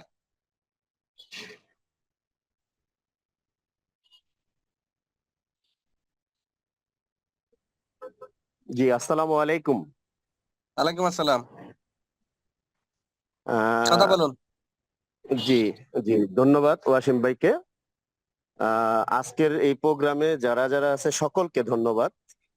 ব্যক্তিগত আমি বোরহানুদ্দিন শিকদারের পক্ষ থেকে আমার খুব ভাল লাগতেছে আজকের এই মিটিংটা অংশগ্রহণ করে। এর জন্য ভাল লাগতেছে যে আসলে কথা তো অনেকেই অনেক ধরনের কথা বলছে, খুব ভাল লাগছে, খুব ভাল লাগছে। কিরণ ভাইয়ের কথাও খুব ভাল লাগছে। আরো অনেক অনেক ভাই, পিএইচডি ভাইয়েরা, এক্সিকিউটিভ ভাইয়েরা আছে কিনা জানি না। তো যাই হোক, সকলের কথাই আমার অত্যন্ত ভাল লাগছে এই কারণে, কারণ আমি ডেস্টিনি পাগল। তো ডেস্টিনির জন্য অনেকেই বলে গেছে জীবন যৌবন নষ্ট করে দিছে। যাই হোক, আমি ওইদিকে যাব না। আমি শুধু এইটুকু বলবো যে আজকে আমার এই মিটিং এ অংশগ্রহণ করে মনে হচ্ছে যে না, সত্যি মনে হয় ডেস্টিনি চালু হতে যাচ্ছে। সত্যি মনে হয় ডেস্টিনি প্রেমিক সারা বাংলাদেশে আরো অনেক আছে। ভাল লাগতেছে এই কারণে যে অনেকে সুন্দর সুন্দর কথা বলছেন যে সারা দেশে মামলা করা। আসলে মামলা করলে যদি সমাধান হইতো তাহলে তো আমরা আগেই করতাম। মামলা করলে সমাধান হবে, কি পর্যায়ে হবে? একেবারে ডেস্টিনির সকলকে, একেবারে মালিক যারা আছে সকলের নামে, শেয়ার হোল্ডার সহ সকলের নামে মামলা জারি করতে হবে যে তারা নাটকের মধ্যে আমাদেরকে বার ফেলতেছে। 2012 সাল থেকে এই পর্যন্ত কত নাটক যে আমি উপভোগ করছি সেটা কোন একদিন বলবো ইনশাল্লাহ, সময় হলে। যাই হোক, আজকে অত্যন্ত ভালো লাগতেছে যে আমাদের মানে বিনিয়োগকারীর পক্ষ নিয়ে অনেক ভাই, অনেক বিনিয়োগকারী ভাই কথা বলতেছেন। আলহামদুলিল্লাহ, আলহামদুলিল্লাহ। আমি চাইবো এই যে মিটিং গুলোতে, এই যে অনেকে মিটিং মানে কি বলে বিরক্ত বোধ করতেছেন, এই জিনিসটা আমার মনে হয় যে হ্যাঁ, মিটিংও দরকার আছে, কাজেরও দরকার আছে, দুইটাই প্রয়োজন আছে। আমার মনে হয় বিরক্ত বোধ করাটা ঠিক না। কারণ হলো যে এই যে আজকে আমি মানে আমি একজন মানুষ যে এই মিটিং এ ঢুকে আমার কাছে মনে হলো যে না, আজকে মানে ডেস্টিনির বিনিয়োগকারীর পক্ষে এবং ডেস্টিনির পক্ষে কথা বলার মতো অনেক লোক আছে। বিনিয়োগকারীরা সারা বাংলাদেশ থেকে জাগ্রত হচ্ছে, আলহামদুলিল্লাহ। আমার মনে হচ্ছে ডেস্টিনিতে কিছু একটা হবে। যাই হোক, এখানে অনেক সম্মানিত ব্যক্তিরা আছে, আমি খুব সুন্দর গুছিয়ে কথা বলতে পারি না। তো সকলকে ধন্যবাদ, আসসালামু আলাইকুম। ধন্যবাদ। কামরুজ্জামান খন্দকারকে বক্তব্য দেওয়ার অনুরোধ জানাচ্ছি।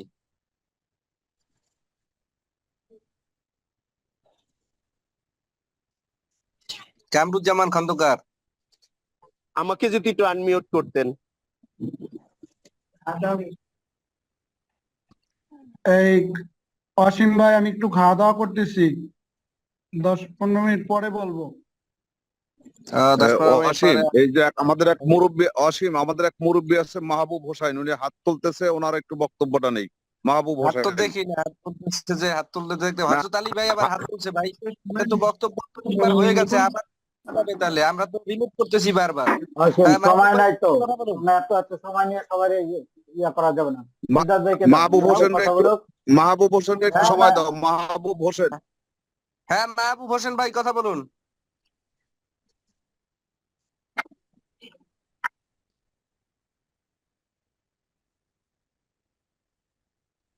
কি নামে ওনার আইডি তো পাওয়া যাচ্ছে না।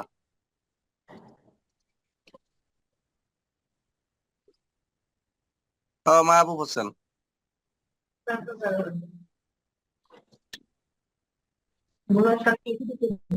হ্যাঁ আনমিউট করে দিছি মাহবুব ভাইকে।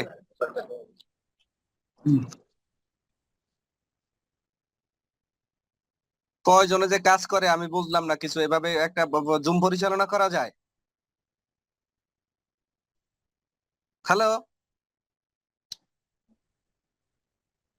মাহবুব ভাই, আপনার আনমিউট হচ্ছে না কেন? সাইদ। আর তো কেউ করে না, তুমি একাই করতেছো, তুমি তো আবার করো। হ্যাঁ মাহবুব ভাই আনমিউট এখন। হ্যাঁ, আমি আসলে পিএইচডি না, আমি একজন গোল্ড এক্সিকিউটিভ, কিন্তু আপনাদের কথা শুনে আমি জয়েন করলাম। আমি খুব অল্প সময় ডেস্টিনিতে জয়েন করেছি এবং খুব দ্রুতই গোল্ড এক্সিকিউটিভ হয়েছি। আমার হোম ডিস্ট্রিক্ট মুন্সিগঞ্জ, আমি থাকি বগুড়ায় চাকরি সুবাদে। আমার আপলাইন ডায়মন্ড মহসিন, মঞ্জুর মোর্শেদ, ওই হিসাবে সিরাজুল মমিন এবং জুবাইর সোহেব। তো অ্যাকচুয়ালি আমার কাজগুলি হয়েছে মুন্সিগঞ্জই। আমার টিমে বেশ কিছু অ্যাকচুয়ালি গরিব লোক জয়েন করছে, যারা শুধু আমাকে দেখেই তারা ইনভেস্ট করছে। ইনভেস্ট খুব হিউজ, 2 লাখ 3 লাখ 5 লাখ এরকম বহুত ইনভেস্টার আছে যারা, তারা কিন্তু ডেস্টিনিকে দেখে দেয় নাই। আমার পরিবার এবং আমি একটা ভালো চাকরি করি এটাকে দেখে তারা দিছে। কিন্তু এখন এতদিন তো কি বলে, এমডি সাহেব জেলে ছিল, মানুষকে বুঝিয়ে রাখছি, কয়েক লাখ টাকা দিয়েও আমি তাদেরকে কিছু কিছু মুখ বন্ধ করছি। এখন যেহেতু বের হয়েছে, এখন ডেইলি আমার ঘরে আসতেছে, ডেইলি অন্তত 10 থেকে 12টা ফোন আসে। কি করা যায়, কবে চালু হবে, কবে টাকা আমরা ডিপোজিট রিটার্ন পাবো। এর মধ্যে যেই সব পণ্য কারখানা হচ্ছে, আমি নিজে মঞ্জু মুর্শিদ ভাইয়ের কাছ থেকে শুনেছি, উনি জেলখানায় থাকতে যে অপকর্ম করছে, মানুষের কাছে ফোন দিয়া তাকে পার্টনারশিপ দিবে, অমুক দিবে তমুক দিবে, মানুষের কাছ থেকে কোটি কোটি টাকা নিছে। এখন দেখা যায় জেল থেকে বের হইয়া উনি যে পার্টি করছে, অ্যাকচুয়ালি এটা কি গভর্নমেন্টকে প্রেসার রাখার জন্য নাকি আমরা যারা ডিপোজিটার আমাদেরকে প্রেসার রাখার জন্য, আমি বুঝতেছি না ওনার উদ্দেশ্যটা কি। তো কাজে আপনারা যারা সিনিয়র পিএইচডি আছেন, অবশ্যই তার উপরে প্রেসারে রাখেন। এবং ওই এর আগে যে এক ভাই বলছেন যে ডিস্ট্রিক্ট ওয়াইজ আমাদের যে টিমগুলি করার কথা, টিমগুলি করেন। এবং ব্যবসাকে সচল করার জন্য যদি আশরাফুল আমিন ভাইয়ের যে ইয়াটা আমি দেখছি, ওনার যে প্ল্যান, এটা খুব ভালো চমৎকার প্ল্যান। যদি এটার উপর আমরা কাজ করতে পারি, আমরা মনে করি সেটা যুগোপযোগী হবে এবং এটা হালনাগাদ হবে। তো আমি মনে করি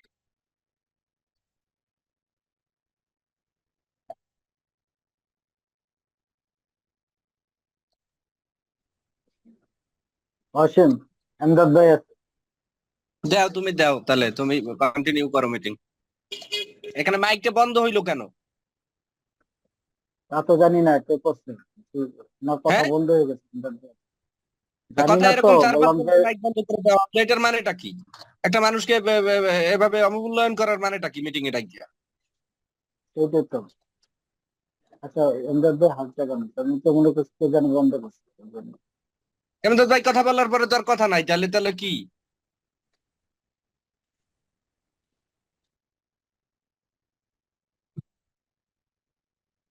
আচ্ছা যাক, শুরু করবো। হ্যালো, হ্যাঁ এমদাদ ভাই বলো। জি, আসসালামু আলাইকুম। আপনার পরে এমদাদ ভাইয়ের পরে আমাদের আশরাফুল আমিন স্যার আছে, উনি কথা বলবে, তারপরে আমাদের মিটিং শেষ হবে। ওকে এমদাদ ভাই কন্টিনিউ করেন। আসসালামু আলাইকুম ওয়া রাহমাতুল্লাহি ওয়া বারাকাতুহু। আজকে মনে ওয়ালাইকুম হয় যে আসসালাম। কেন যে ডিস্টার্ব হইতেছে এটা বুঝতেছি না, এটা খেয়াল করেন, অন্যদিন তো এরকম হয় না। তো যাই হোক, আমি শুরু করব এই জায়গা থেকে, যেহেতু সবাই কথা বলতেছে। আমরা একটু যারা উপস্থিত আছি, আমাদের একটা স্লোগান আমাদের একটু দিতে হবে, সেটা হলো জাগ্রত বিবেক জাগো। কারণ আমাদের এখনো বিবেক জাগে নাই। আমরা বিবেককে আরো জাগাইতে হবে এবং সঠিক পয়েন্টটা ধরতে হবে কোন জায়গায় সমস্যাটা। এই সমস্যাটা হলো, আমরা আসি, আমি যদি সংক্ষেপে পয়েন্ট বলি, আজকে আপনারা যারা এখানে আছেন আমার কথাটা একটু নিবেন, আমি একটু 2-1 মিনিট বেশি সময় নিব। আমরা নেটওয়ার্ক মার্কেটিং করছি, সারা পৃথিবীতে নেটওয়ার্ক মার্কেটিং হলো পণ্য ভিত্তিক কোম্পানি। আর সারা যেখানে গেমলিং হয়, মানি গেমলিং হয়, অর্থাৎ ট্রি প্লান্টেশন এবং শেয়ার প্যাকেজ মানে ডিআইবিসি ইত্যাদি প্যাকেজগুলি, এগুলি হইলো আপনার স্কিম, পঞ্জি স্কিম, অর্থাৎ মানুষের কাছ থেকে টাকা হাতায়া নেওয়ার একটা পরিকল্পনা। এই পঞ্জি স্কিমের মাধ্যমে সারা পৃথিবীতে যারা পঞ্জি স্কিম করে তাদের চরিত্রটাই হলো আমাদের আজকে যেই ম্যানেজমেন্ট বা আমরা যেই পেশাদের ভিতরে পড়ছি। আমি একটা জিনিস বলি, খেয়াল করবেন, মূল সূত্রটা আমরা যাই। অনেকে প্রশ্ন করছেন রফিকুল আমিন তো ক্ষমতায় নাই, দায়িত্বে নাই, তাহলে রফিকুল আমিনের পিছনে আমরা কেন এত ঘুরতেছি বা সে এত শক্তি পায় কোথায়? এত শক্তি পাওয়ার উদ্দেশ্য হইলো তার কাছে প্রচুর এই ডেস্টিনি 2000 লিমিটেডের তার যেই দায়িত্ব ছিল স্বৈরতান্ত্রিক আচরণের মাধ্যমে এই কোম্পানি থেকে বিভিন্ন ভাবে আপনার অন্যায় ভাবে অনেক অর্থ আত্মসাৎ আছে তার ইয়েতে। এখন এটা সে কিভাবে করছে দেখেন, আমরা একটা জিনিস বলি, আমরা যখন টি প্লান্টেশন এই পঞ্জি স্কিম যারা করে, যারা অর্থ হাতিয়ে নেয়, তাদের কিন্তু একটা চক্র তৈরি করে। এই চক্রটা হলো 2006 সালে 7 সালের দিকে যখন আপনার টি প্লান্টেশন আসে, তখন তারা আপনার এটারে বলে কি 6 ফোরাম, প্রথম 6টা দালাল নির্ধারণ করছে। এই 6 দালালের মাধ্যমে প্রত্যেকের 10 কোটি টাকা করে দিছে এই আমাদের এই জনসাধারণের থেকে টাকা নেওয়ার জন্য। এবং এই 6 ফোরাম অর্থাৎ এই 6 দালাল আজকে ওই রফিকুল আমিন জিন্দাবাদ বলে। যেহেতু 2006-7 সালে যদি 10 কোটি টাকা করে ক্যাশ একেবারে ট্রি প্যাকেজ চালু হওয়ার সময় তারা নিছে, তাহলে তাদেরকে কেন দিল? তাদের থেকে সুবিধা নিছে। এবং এই লোকগুলি আপনার মাল্টিপারপাস থেকে প্রত্যেকটা লোকের 1 কোটি টাকা করে নেওয়া আছে এবং আরো বিভিন্ন সুযোগ সুবিধা নিছে। এখন এই দালালগুলি আমি রফিকুল আমিনের এখন পর্যন্ত সমর্থন দিতেছে, তারা রফিকুল আমিনের কাছে কৃতজ্ঞ। এটা হলো প্রথম। এবং এটার সাথে উপরে আরো কিছু লোকের সুবিধা দিছে, 40-50 জন, যেগুলি এদের মধ্যে ডায়মন্ড আছে। ডায়মন্ডদেরকেও মাল্টিপারপাস থেকে তাদের বিরুদ্ধে তাদের লোন আছে। এখন ওই লোনের ভয় দেখায়ও কিন্তু তার পক্ষে নিতেছে। নাম্বার 2, এরপরে আসেন এই পরিপ্রেক্ষিতে যখন আপনার ডেস্টিনি বন্ধ হয়ে গেল, আমার তো মনে হয় ডেস্টিনি বন্ধ হওয়ার একটা মাত্র কারণ 2012 সালে আমাদের একটা প্রথম 3 প্যাকেজ ম্যাসিউড হয়েছিল। এই টাকা দেওয়ার ভয়ে উনি ইচ্ছাকৃত ভাবে এই সিচুয়েশনটা তৈরি করছে। আপনার মেসেজটা নিতে হবে। এরপরে জেলখানায় গিয়ে আপনার অসংখ্য পরিমাণে দুর্নীতি, মানুষের টাকা পয়সা হাতে নিছে, যেটা হলো প্রায় শত কোটি টাকা। এই শত কোটি টাকা নিয়ে এখন ওই লোকগুলিরও আপনার বিপদে ফেলে দিছে, মানে যেগুলি নিছে। আর এই রফিকুল আমিনের ক্যারেক্টার হলো যে মানে পোল্ট্রি খাওয়া মানে যখন সুবিধা পায় তখন আপনার সুবিধা আদায় হয়ে যায় তখন তাকে পোল্ট্রি মারে। আশা করি এই D2K অ্যাসোসিয়েটের যারা দালাল, যাদের মাধ্যমে টাকা নিছে, কিছুদিন পরে তারাও কিন্তু পোল্ট্রির মধ্যে পড়বে ইনশাল্লাহ। আমরা সেই অপেক্ষায় আছি। রফিকুল আমিনের এখন পরিকল্পনা হলো নতুন 6 ফোরাম তৈরি করা। নতুন 6 ফোরাম কিভাবে? আগের 6 ফোরামকে রিভাইজ করে তাদেরকে স্বপ্ন দেখাইতেছে। এর মধ্যে একজন হলো সিরাজুল মনির, একজন হলো শহীদ, আরেকজন হলো আপনার আপনার জুয়েল সোহেল, মেহক আজাদ, তারপরে আপনার এর নাম হলো জসিমউদ্দিন রানা। এইভাবে তারা নতুন আরো 6-7 দালাল নির্ধারণ করছে। কারণ রফিকুল আমিন যখন ক্ষমতা পাবে, আবার যখন এই সিস্টেমে আসবে, আবার সেই কিছুদিন পরেই দেখবেন যে ট্রি প্যাকেজ যদি উনি আসতে পারে কখনো, এই ট্রি প্যাকেজের টাকা সে রফিকুল আমিনের জীবনে কাউকে কোনো টাকা রিটার্ন দেয় নাই। আমাদের মনে আছে 2006 বা 2007 দিকে বা একটু আগে পরে হবে, আমরা ডায়মন্ড টাওয়ারের প্যাকেজ কিনছিলাম। কিছুদিন পরেই কিন্তু সেই ডায়মন্ড টাওয়ারের প্যাকেজ তার করছে, আপনার কনভার্ট করছে। তার মানে ক্যাশ টাকা নাই। এখন আবার নতুন চিন্তা চেতনা ঢুকছে, যদি মাথা উনি আসে তাহলে মাল্টিপারপাসের আরো 900 কোটি টাকা পাস করাবে, কারণ উনি করাইতে পারবে, এবং টি প্লান্টেশনে যারা বিনিয়োগ করছে তাদের টাকা রিটার্ন দিবে, সেই মানে আপনার মাল্টিপারপাসে কনভার্ট করে সরকারকে দেখাইবো আমি এদের টাকা দিছি। এটা সূক্ষ্ম পরিকল্পনা ভাবে তিনি আগাইতেছেন এইভাবে। এখন বিষয়টা হলো আমরা যে জায়গাটা আছি এই পরিকল্পনাগুলি এইভাবে আগাইতেছে।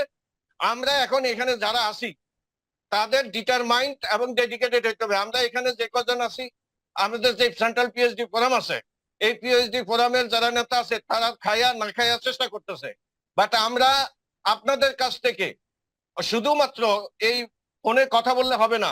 আমাদের এখন দুইটা সমস্যা। একটা সমস্যা হলো কি, রফিকুল আমিনের হাতে আইনত কোনো ক্ষমতা নাই, কিন্তু তার টাকার জোরে বোর্ডের মেম্বারদেরকে সে আপনার আয়ত্ত করে রাখছে এবং ইন্ডিপেন্ডেন্ট ডাইরেক্টরদেরকেও সে আয়ত্ত করে রাখছে। এখন বোর্ড যদি কাজ না করে তাহলে আমরা বড় মানে ভিতরে আসি, সমস্যার ভিতরে আসি। কারণ আমরা বোর্ডের বিরুদ্ধে আমাদের যদি প্রচারণা এবং এই আন্দোলন শুরু করতে পারি তাহলে আমাদের প্রকৃত পক্ষে ডেস্টিনি চালু হবে। আর রফিকুল আমিন ডেস্টিনি চালু করবে না, কারণ আমাদেরকে এই মানে আমরা যে লেখালেখি করতেছি, আমরা বলা বলি করতেছি, এটাকে কন্ট্রোল নেওয়ার জন্য আমাদের সাথে সে বসছে। বসার পরে এই একদম বাগদম করে আপনার আজকের পিএইচডি দেরকে মিটিং ডাকছে। এটাকে যখন দেখছে জোরালো সব পিএইচডি আসবে, তখন সে এটাকে ক্যান্সেল করে আবার আগামীকাল সে মিটিং দিছে ডায়মন্ডদেরকে নিয়ে, অর্থাৎ ডায়মন্ডদেরকে প্ল্যান দেখাবে ওনার আবার আরেকটা প্ল্যান। উনি জুনে ব্যবসা চালু করবে, কিন্তু উনি জুনেও ব্যবসা চালু করবে না, কালক্ষেপণ করবে এবং জুনের পরে বলবে এটা ডিসেম্বরে হবে। অর্থাৎ যতক্ষণ পর্যন্ত উনি আপনার এখানে সিও বা এমডি না হবে ততক্ষণ পর্যন্ত এই প্রতিষ্ঠান চালু করবে না। এখন এটার জন্য আমাদের ওনার সাথে সাথে আমাদের প্রতিবাদ শুরু করতে হবে বোর্ডের বিরুদ্ধে এবং আইনি পদক্ষেপ নিতে হবে। আশা করি এখানে আমরা যারা আছি আইনি ভাবে আপনার পদক্ষেপ নেবেন এবং আপনারা আইনি ভাবে আমাদেরকে সহযোগিতা করবেন। এই বোর্ডের প্রেসারের মধ্যে রাখলে আমাদের ব্যবসা ইনশাল্লাহ দ্রুত চালু হবে এবং বিনিয়োগের টাকা মানুষ ফেরত পাবে। তো যাই হোক, আমি আর সময় নিলাম না, সবাই ভালো থাকেন। ধন্যবাদ। আল্লাহ হাফেজ, আসসালামু আলাইকুম। ওকে, কামরুজ্জামান খন্দকার।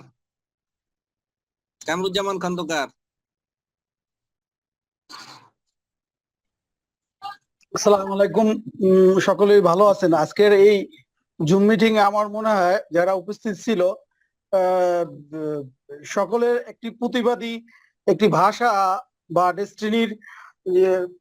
ডেস্টিনির মাধ্যমে যে এই 12টি বছর এই বিনিয়োগকারীরা পিএইচডিরা যে ক্ষতিগ্রস্ত হয়েছে এবং তারা যে সাফারার, এই বিষয়গুলো কিন্তু এখানে ফুটে আসছে, সব কথাগুলোই কিন্তু এখানে বলে আসছে। তা আমি সহ আমরা কাজ করতেছি এই 2020 সাল থেকে যদি বলি এই বোর্ডের সাথে, কিন্তু আমরা কোনো মানে দেখানোর মতো কিন্তু আমরা কোনো রেজাল্ট দেখাইতে পারি নাই, এটা আমাদের ব্যর্থতা। তো আমাদের সাথে যারা আমাদের নীতি নির্ধারক আছে তারা আমাদেরকে কি হিসাবে ব্যবহার করতেছে আমি জানি না, কারণ আমরা যদি সত্যিকার অর্থে কাজই করি তাহলে আমাদের রেজাল্ট এখান থেকে বের হয়ে আসার কথা। যেমন আমরা অলরেডি একটি মহামান্য হাইকোর্ট থেকে যে অনুমোদিত একটি বোর্ড আছে, সেই বোর্ডে একটি মার্কেটিং প্ল্যান, তারপর বিজনেস প্ল্যান বলি, মানে টোটালি একটা কার্যক্রম আমরা শুরু করে দিয়েছি। তাহলে এই কার্যক্রমটা আমরা কেন বন্ধ করলাম এবং কেন বন্ধ হয়েছে এই কারণটা কিন্তু আমরা জানি না, মানে আমিও জানি না। মানে যেহেতু বোর্ড আছে, বোর্ডে পাস হয়েছে, তাহলে এই কার্যক্রম কেন বন্ধ থাকবে? আর এখানে সবাই অলরেডি বলে আসছে রফিকুল আমিন কোনো পার্ট না, তাহলে তার কাছে আমরা কেন যাচ্ছি? আমরাও যাচ্ছি এবং আমাদের যারা নীতি নির্ধারক আছে তারাও যাচ্ছে। এই যে যাওয়ার কারণে কি হইতেছে, সময় কালক্ষেপণ হইতেছে। বিশ্বাস করেন সারা বাংলাদেশের থেকে আজকে সারাদিন অনেকগুলো ফোন আসতেছে, তাদের যে প্রতিবাদীর ভাষা এটা আমি বলে বুঝাতে পারবো না। আমি সর্বোপরি আমি বলবো যারা এখানে আছে আমাদের নীতি নির্ধারক তাদেরকে বলবো যে আপনারা অন্তত আমাদেরকে নিয়ে, আমি ওই রফিকুল আমিনের সাবজেক্ট বাদ দিয়ে অন্তত আমাদেরকে নিয়ে আর সময় বা কালক্ষেপণ না করে আমাদেরকে একটা গাইডলাইন দেন যে আপনারা এইভাবে কাজটা করেন, এইভাবে আপনারা সহযোগিতা করেন, তবে ডেস্টিনি কামব্যাক করবে। তখন যদি আমরা সেই কাজটা সেন্ট্রাল পিএইচডি ফোরাম বা আমরা যারা বিনিয়োগকারী আছি বা আমরা যারা পিএইচডি আছি, আমরা যদি সেই কাজটা করতে না পারি, তখনই কিন্তু আমরা ব্যর্থতার দায় নিয়ে আমি আমার জায়গা থেকে সরে আসব। আর যেহেতু আমাদেরকে কোনো দায়িত্ব দেওয়া হচ্ছে না, আমাদের কোনো কার্যক্রম আমরা হাতে নিচ্ছি না, আমরা কি করব আমরা নিজেরাও জানি না। আমি খুবই আজকে কথা বলার ভাষা হারিয়ে ফেলেছি। আমি বলবো যে আমাদেরকে একটি গাইডলাইন দেন এবং আপনারা ডিস্ট্রিবিউটরদেরকে নিয়ে একটি বড় ধরনের বড় সড়ো করে একটি আয়োজন করার চেষ্টা করেন, যাতে করে আমাদের এই সমস্যা থেকে আমরা উত্তরণ হতে পারি। ওকে, ধন্যবাদ কামরুজ্জামান ভাই। মনির ভাই পিএইচডি মনির ভাই কথা বলবেন।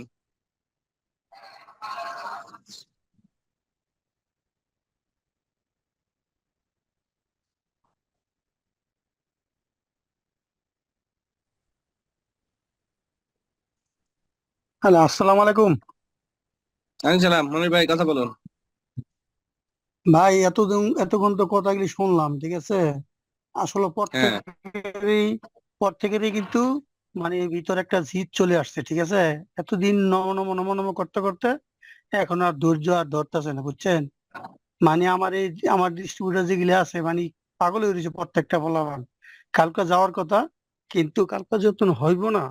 তা আসল কথা কি, একটা আমাদের ফোরাম তৈরি করেন, কইরা একটা অ্যাকশন তৈরি করেন। অ্যাকশন তৈরি না করলে ওই যে কয় না, বাড়ি না দিলে ওই যে কয় না, পিডি না দিলে বলে পিডির নাম বলে বাবা, একটা কথা আছে না, 11 ভাষা একটা কথা আছে না, যেন এই যে 3-4 জন লোকে কি পুরা ডেস্টিনি 45 লক্ষ লোকের ঘুরাইতেছে, এটা তো আর সহ্য হইতেছে না রে ভাই। হ্যাঁ, কয় না, পিডি যেন দিব সেটা দেখবেন সোজা হয়ে গেছে সব। খালি শুধু ফোরামটা ডাক দিয়া একটু খালি সবাই একটু সজাগ করে দেন, খালি দেন না কি কি অবস্থা তো হয়। খালি একটু অর্ডার দেন খালি। আপনারা আমার খালি এতটুকু ভাই, আমার খালি ঠিক এতটুকু আছে। কথা থাকবো, ফোরামটা তৈরি করে খালি যেন নিবেদন করলাম না, একটা কথাই খালি খালি একটু ফোরামটা তৈরি করে খালি দেখেন না, অ্যাকশন তৈরি করেন খালি, কি হয় দেখেন খালি, ইনশাল্লাহ। ধন্যবাদ ভাই। যোগাযোগ করুন সবাই সহসা এখানকার অ্যাক্টিভ পিএইচডি দের সাথে এবং সেন্ট্রাল পিএইচডি ফোরামের সাথে যোগাযোগ করুন। যা করার আমরা করব ইনশাআল্লাহ। এ পর্যায়ে বক্তব্য দিবেন জনাব সাইদুর রহমান সাইদ। আসসালামু আলাইকুম, শোনা যায়? আসেন। হ্যাঁ হ্যাঁ, ক্লিয়ার। সারা বাংলাদেশ থেকে আমাদের পিএইচডিরা আসলে তাদের অভিযোগ গুলো জানাইলো, অনেকগুলো নোট করছি। আর সবার একই কথা যে আসলে অ্যাকশন মোডে যেতে হবে আমাদেরকে। এতদিন আমরা ভালো ব্যবহার করে দেখেছি, তো আমাদের অ্যাকশনে না গেলে হবে না। অ্যাকশনের পরিণাম আমাদের দেশে কিছুদিন আগে মানুষ দেখছে, শেখ হাসিনা কিন্তু পালানোর সময় পায় না। আগামীকালকে আমাদের একটা প্রোগ্রাম হওয়ার কথা। সাবেক এমডি রফিকুল আমিন, যখন আমরা লাস্ট প্রোগ্রাম করি হোটেল অবকাশে, উনি ওনার শিডিউল দেখে সুন্দরভাবে টাইমটা দিচ্ছে এবং উনি এই প্ল্যানটা এর আগেও আশরাফ ভাই তাকে হাতে কলমে 4-5 বার 7-8 বার দেখানো হয়েছে। তো 7-8 বার দেখার পরে সে লাস্ট প্ল্যান দেখলো। এরপরে সে প্ল্যানের যখন প্ল্যানটা আশরাফ ভাই দেখানো ছিল, উনি এই প্ল্যানের ভিতরে অনুপস্থিত ছিল, উনি মোবাইলে ব্যস্ত ছিল। উনি 3-4টা মিটিং করছে, এর ভিতরে আমি দেখছি, খেয়াল করছি। তো উনি পরে বললো যে উনি প্ল্যানটা বোঝে না। তো ভাই, আপনি প্ল্যান বোঝেন না, আপনি এই যুগের না, আপনি নোকিয়া যুগের, সেটা তো আমাদের দোষ না। তো আমার মনে হচ্ছে সবার একটা ক্ষোভ তৈরি হয়েছে। তো আমার বিশ্বাস, ওনার যদি কেউ এখানে থেকে থাকেন, ওনাকে থামান, নাইলে এই ক্ষোভের যে বহিঃপ্রকাশ হবে, এটা উনি সামাল দিতে পারবেন। লাস্টলি উনি পিএইচডিদের না নিয়ে উনি এখন ডায়মন্ডদের নিয়ে উনি ওনার প্ল্যান শো করবে। তো আপনার ডায়মন্ডদের নিয়ে প্ল্যান শো করবে, কোন ডায়মন্ড কতদিন মাঠঘাটে কাজ করবে? যত এই মাঠের যে দায়, এই দায়গুলো হয়েছে টোটালটাই পিএইচডিরা মাঠঘাট থেকে টাকা নিয়েছে। সারা বাংলাদেশে পিএইচডিরা একটা অধীর আগ্রহ ছিল যে বিজনেসটা শুরু হবে, বিজনেস করবে। হঠাৎ করে উনি বিভিন্ন প্ল্যানিং নিয়ে এই সেই করে বিভিন্ন ভাবে আমাদের সেই স্পিডটা উনি বিভিন্ন ভাবেই কনভিন্স করার জন্য বিভিন্ন ষড়যন্ত্র করে আজকে এই পর্যায়ে নিয়ে আসে। তো আমার আমার কথা হচ্ছে আমরা এখানে অনেক বন্ধুরা পরামর্শ দিয়েছেন মামলা করা যায়, সংবাদ সম্মেলন করা যায়, উনি যখন বিভিন্ন এলাকায় প্রোগ্রাম করা যায় তখন ওনাকে গণদোলাই দেওয়া হবে, অনেক অনেক পরামর্শ দিচ্ছেন। তো কি অ্যাকশন মোডে যাব, ঢাকা পিএইচডি ফোরাম দু একদিনের ভিতরেই এখানে প্রকাশ না করে দু একদিনের ভিতরেই আমরা বসে অবশ্যই আমরা আর কোনো সমঝোতা নয়, তার আর নতুন কোনো প্ল্যান দেখার অপেক্ষা আমরা পিএইচডি ফোরাম থাকবো না। পিএইচডি ফোরাম আজকে থেকে তাকে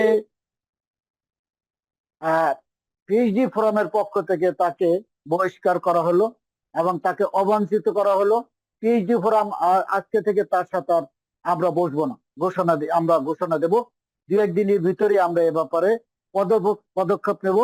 কারণ আমরা অনেক সহ্য করছি, উনি জেলে ছিল, জেল থেকে বের হয়েছে, আজ পর্যন্ত ডেস্টিনি 2000 লিমিটেড নিয়ে উনি বসে নেই। উনি ওনার সেই ডিটুকু অ্যাসোসিয়েশন যাদের নিয়ে উনি কোটি কোটি টাকা নিচ্ছে তাদেরকে নিয়ে বিভিন্ন প্রতিদিন প্রোগ্রাম করতেন।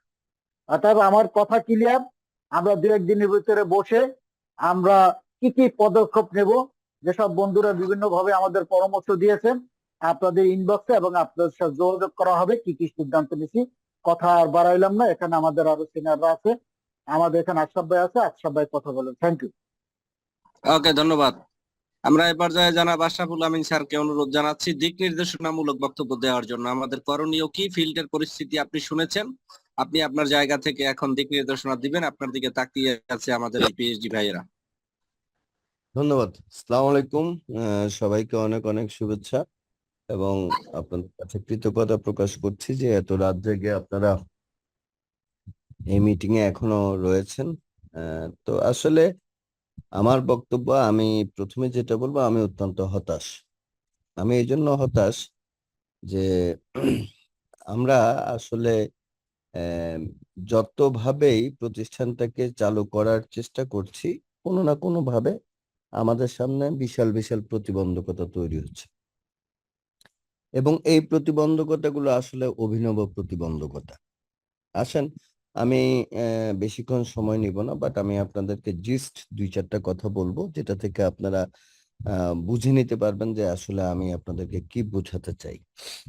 তো প্রথমত হচ্ছে যে ডেস্টিনি 2000 লিমিটেডের কার্যক্রম বন্ধ হয়েছে 2013 সালে, ব্যবসায়িক কার্যক্রম। এর পরবর্তীতে আইনিভাবে 2022 সালে ডেস্টিনি 2000 লিমিটেডে একটি বোর্ড গঠিত হয় এবং আদালত থেকে একটা রায় দেওয়া হয়, যেটা আমরা সবাই জানি 173/2022। মূলত এই রায়টাই হচ্ছে ডেস্টিনি 2000 লিমিটেডের মূল আইনগত ভিত্তি। এখানে আপনারা সবাই একটা জিনিস অবগত হবেন বা আমি আপনাদেরকে অবগত করতে চাই, সেই রায়ে একটা বোর্ড তৈরি করে দিয়েছে, যে বোর্ডে আদালত বাইরে থেকে 6 জনকে নিযুক্ত করেছিল এবং আমাদের পক্ষ থেকে 13 জনকে নিযুক্ত করেছে। তো সেই 6 জনের মধ্যখান থেকে 3 জন রিজাইন করে চলে গেছেন তাদের ব্যক্তিগত কারণ দেখিয়ে, আর বাকি 3 জন আছেন এবং আমাদের 13 জন আছে। তো সংখ্যাগরিষ্ঠতার দিক থেকে আমাদের 13 জন হচ্ছে বেশি, আর বাইরের আছে মাত্র 3 জন। তো যেহেতু ফ্যাসিস্ট হাসিনা সরকারের আমলে এই বোর্ডটা তৈরি হয়েছে, সেখানে বাইরে যে 3 জন আছে হয়তো স্বাভাবিকভাবে তারা আওয়ামী সমর্থিত ব্যক্তি এবং তারা আওয়ামী লীগ ক্ষমতায় থাকাকালীন সময়ে যথেষ্ট দাপটের সহিত এই প্রতিষ্ঠানের সম্পদ কুক্ষিগত করার জন্য বিভিন্ন পদক্ষেপ গ্রহণ করেছে। জুলাই বিপ্লবের পরে যখন এই প্রতিষ্ঠানের কার্যক্রম পরিচালনার জন্য আবার নতুন করে উদ্যোগ গ্রহণ করা হয়, তখন আমাকে এই প্রতিষ্ঠানের ব্যবস্থাপনা সমন্বয়ক হিসেবে দায়িত্ব দেওয়া হয় অবৈতনিকভাবে। অ্যাকচুয়ালি আমি নিজেই দায়িত্বটা নেই এবং তৎকালীন সময়ে এই প্রতিষ্ঠান পরিচালনার সমস্ত ব্যয় মানে আমি নির্বাহ করব এই শর্তে আমি দায়িত্বটা নেই যে আমাকে কোনো টাকা দিতে হবে না, বরং প্রতিষ্ঠান পরিচালনায় যে ব্যয়টা আসবে সেটা আমি শেয়ার হোল্ডার বা বিভিন্ন উৎস থেকে আমি সংগ্রহ করে প্রতিষ্ঠান পরিচালনার জন্য ব্যয় করব। তো এখানে শুধুমাত্র আমার সাথে শর্ত ছিল একটা, যে আমি 50 লক্ষ টাকা পর্যন্ত ব্যয় করব, এর মধ্যে আমি প্রতিষ্ঠানকে আয়ের দিকে নিয়ে যাব। তো আমাকে নিয়োগ দেওয়ার একটা শর্ত ছিল যে আমাকে নিয়োগ দেওয়ার 7 দিনের মধ্যে পরবর্তী 83 দিনের কর্মপরিকল্পনা দিতে হবে এবং সেই কর্মপরিকল্পনা বোর্ডে উপস্থাপিত হবে। বোর্ড অ্যাপ্রুভ করলে সেই কর্মপরিকল্পনা অনুযায়ী আমাকে কাজ করতে হবে এবং সেই কাজগুলোর জন্য যে টাকাটা দরকার সেটা আমি দিব। তো আলহামদুলিল্লাহ আমি 7 দিনের মধ্যে কর্মপরিকল্পনা উপস্থাপন করি এবং সেটা বোর্ড থেকে পাস হয়। সেই অনুযায়ী আমরা dean verification, dean activation, NFC card, marketing plan, software development ইত্যাদি কাজ করি, যেখানে প্রায় 40 লক্ষ টাকার মতো ব্যয় হয়, যার মধ্যে কর্মচারী বেতন, অফিস ভাড়া, সার্ভিস চার্জ ইত্যাদি ইত্যাদি খরচগুলোও রয়েছে। তো এই ইতিমধ্যে অগস্ট থেকে সেপ্টেম্বরের 1 তারিখে আমার নিয়োগ হয়। জুলাই, আগস্ট, সেপ্টেম্বর, হ্যাঁ অক্টোবর 1 তারিখ থেকে নিয়োগ হয়। ডিসেম্বর পর্যন্ত আমার নিয়োগ থাকে, এরপরে আবার 3 মাসের জন্য এক্সটেনশন করে। 31শে মার্চ আমার নিয়োগ শেষ হয়। মূলত 26শে মার্চ থেকে আমাদের সমস্ত কার্যক্রম বন্ধ হয়ে যায় এবং ইতিমধ্যে আমাকে আর নতুন করে আমার মেয়াদ নবায়নও করা হয়নি।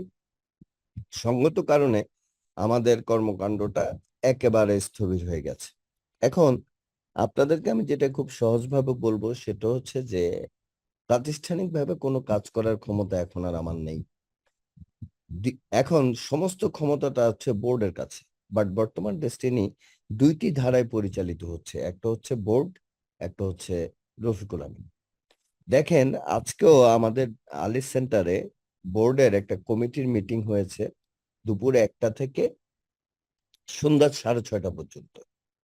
মিটিং এ আমি ইনভাইটেড ছিলাম অ্যাজ এ এক্সপার্ট মেম্বার হিসেবে। সেখানে এনএফসি দেওয়ার ব্যাপারে 9টি কোম্পানি থেকে কোটেশন নিয়েছে।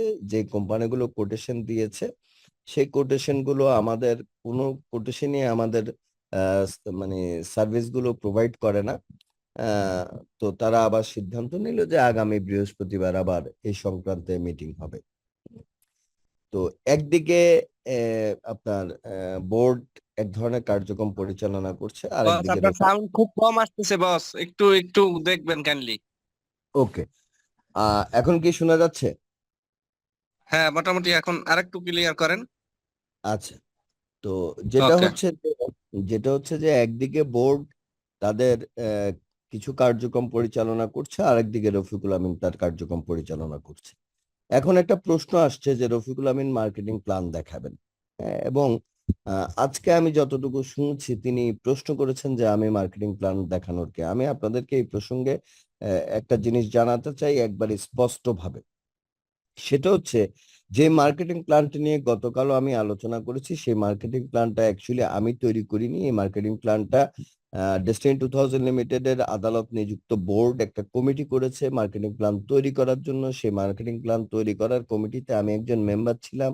আমি আমার অভিজ্ঞতা বা আমার ধারণাগুলো সেই কমিটির অন্যান্য মেম্বারদেরকে দিয়েছি। সকলে সম্মিলিতভাবে বিভিন্ন আইনগত দিক পর্যালোচনা করে বর্তমান বাজার ব্যবস্থাপনা, পদ্ধতিগত উন্নয়ন, মানুষের ক্রয় অভ্যাস সবকিছু বিবেচনা করে প্রতিষ্ঠানের বিনিয়োগের সক্ষমতা এবং প্রতিযোগিতামূলক বাজার এই সবকিছু চিন্তা করে এবং আমাদের ডিস্ট্রিবিউটরদের বিশেষ করে 45 লক্ষ মানুষের মধ্যে আমরা যারা এক্সিকিউটিভ ডিস্ট্রিবিউটর আছি তাদেরকে কিভাবে দ্রুত লাভজনক পর্যায়ে নিয়ে যাওয়া যায় সেই বিষয়গুলো বিবেচনা করে এই মার্কেটিং প্ল্যানটা তৈরি করা হয়। সেই মার্কেটিং প্ল্যানটা তৈরি হওয়ার পর সেটা বোর্ডে উপস্থাপন করা হয় এবং বোর্ড কর্তৃক সেই মার্কেটিং প্ল্যানটা অনুমোদিত হয় এবং হওয়ার পর সেই মার্কেটিং প্ল্যানটা দিয়েই কিন্তু জয়েন্ট স্টকে আমরা লাইসেন্সের জন্য আবেদন করি। তো এই ক্ষেত্রে এই মুহূর্তে রফিকুল আমিন সাহেব যে মার্কেটিং প্ল্যানটা দেখাতে চাচ্ছেন, আমি একবার স্পষ্টভাবে বলতেছি এটা সম্পূর্ণ অবৈধ। এই মার্কেটিং প্ল্যান দেখানোর কোনো সুযোগ ডেস্টিনির পক্ষে ওনার নাই। হ্যাঁ, উনি যদি কোনো মার্কেটিং প্ল্যান তৈরি করে থাকেন তিনি সে মার্কেটিং প্ল্যানটা দিবেন হলো ডেস্টিনি বোর্ডকে। ডেস্টিনি বোর্ড কমিটি বরাবর প্রেরণ করবে এবং সেই কমিটি বিবেচনা করবে যে যে মার্কেটিং প্ল্যানটা ইতিমধ্যে তৈরি হয়েছে তার সাথে এই মার্কেটিং প্ল্যানের কোনো সমন্বয়ের প্রয়োজন আছে কিনা বা কম্প্যারিজনের প্রয়োজন আছে কিনা। বাট তিনি সেটা না করে তিনি সরাসরি এই মার্কেটিং প্ল্যানটাকে উনি রিফিউজ করলেন এবং উল্টা প্রশ্ন তুললেন যে এই মার্কেটিং প্ল্যান আমি তৈরি করেছি, আমি প্রতিষ্ঠানের মার্কেটিং প্ল্যান তৈরি করার ক্ষমতা রাখি না। নিঃসন্দেহে ব্যক্তিগতভাবে আমি প্রতিষ্ঠানের মার্কেটিং প্ল্যান তৈরি করার ক্ষমতা রাখি না, কিন্তু যদি প্রতিষ্ঠান আমাকে দায়িত্ব দেয় অবশ্যই আমি সেই কাজটা করার ক্ষমতা রাখি। তো সর্বোপরি আমি যে কথাটি আপনাদেরকে বলবো সেটা হচ্ছে যে এই মার্কেটিং প্ল্যানটি অনুমোদিত একটি মার্কেটিং প্ল্যান। তো এই মার্কেটিং প্ল্যান প্রদর্শনের যে নাটক মঞ্চস্থ করা হচ্ছে এখন, সেটা সম্পূর্ণ প্রাতিষ্ঠানিক আইনগত ভিত্তিতে অবৈধ। আমি আবারও বলছি, এটা প্রাতিষ্ঠানিক আইনগত ভিত্তিতে অবৈধ। তার কারণ হচ্ছে বোর্ড 102তম 101তম বোর্ড সভায় এবং 102তম বোর্ড সভায় এই বোর্ডের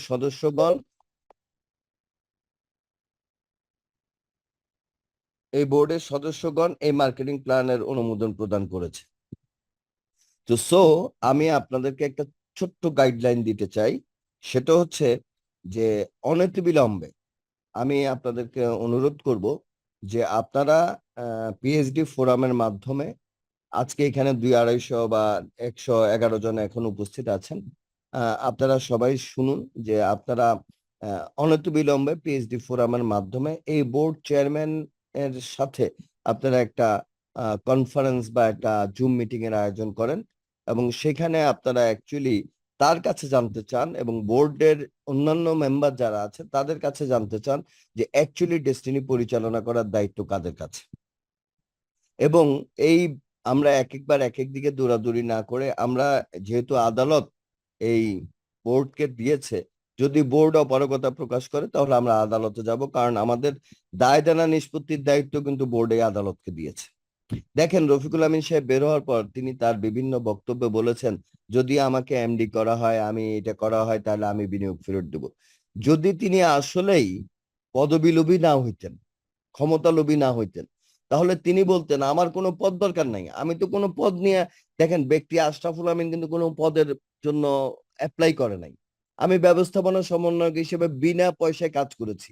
অথচ রফিকুল আমিন এট এ টাইম 2টা পদ চায়, তাকে সিইও করতে হবে, তাকে এমডিও করতে হবে, তাকে ক্ষমতা দিতে হবে যেন তিনি তার অপকর্মগুলোকে ঢাকতে পারেন।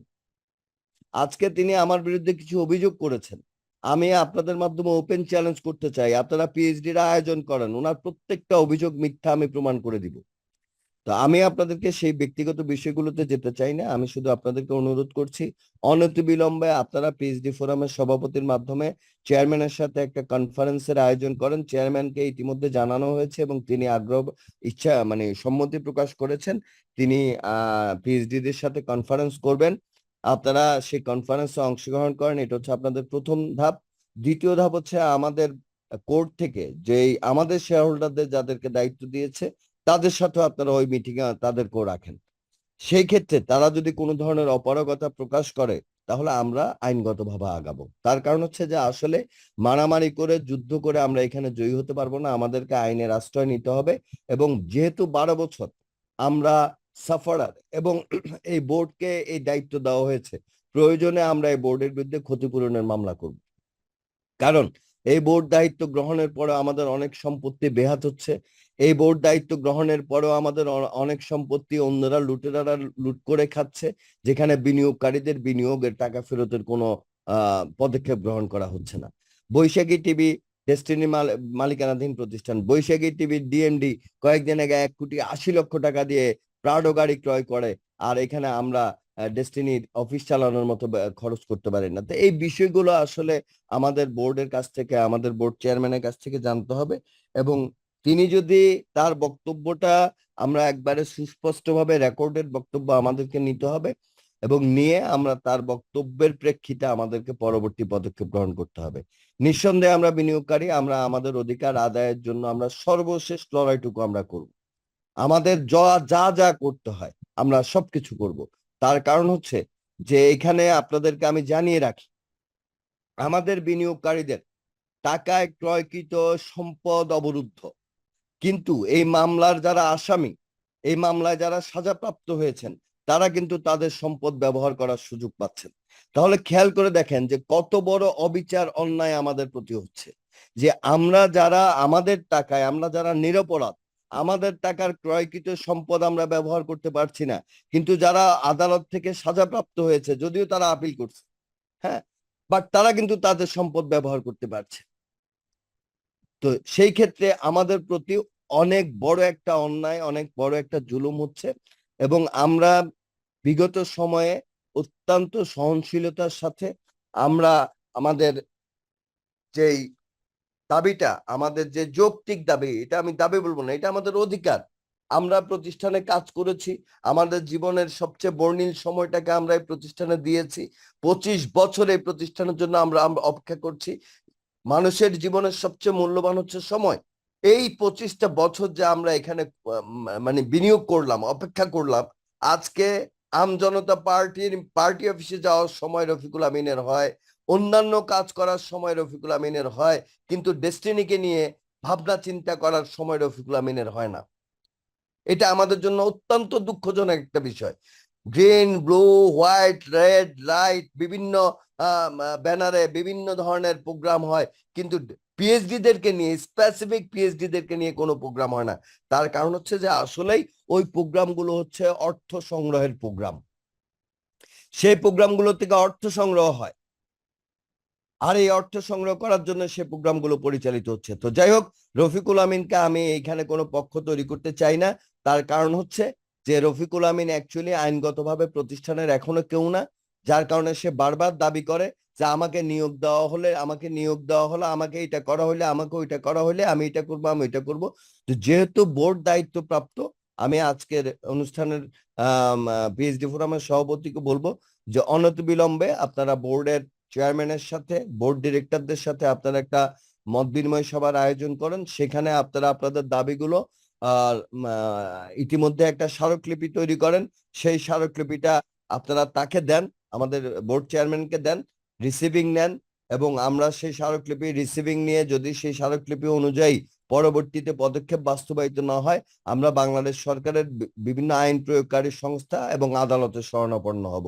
এবং আমরা আমাদের অধিকার আদায়ে আজকে আমরা ওয়াদাবদ্ধ হতে হবে যে আমরা আমাদের অধিকার আদায়ে আমাদেরকে সর্বোচ্চ শক্তি প্রয়োগ করে, সর্বোচ্চ ঐক্যবদ্ধ হয়ে আমাদেরকে কাজ করতে হবে। আদারওয়াইজ এই মিটিং, এই আলোচনা আসলে কোনো রেজাল্ট বয়ে আনবে না।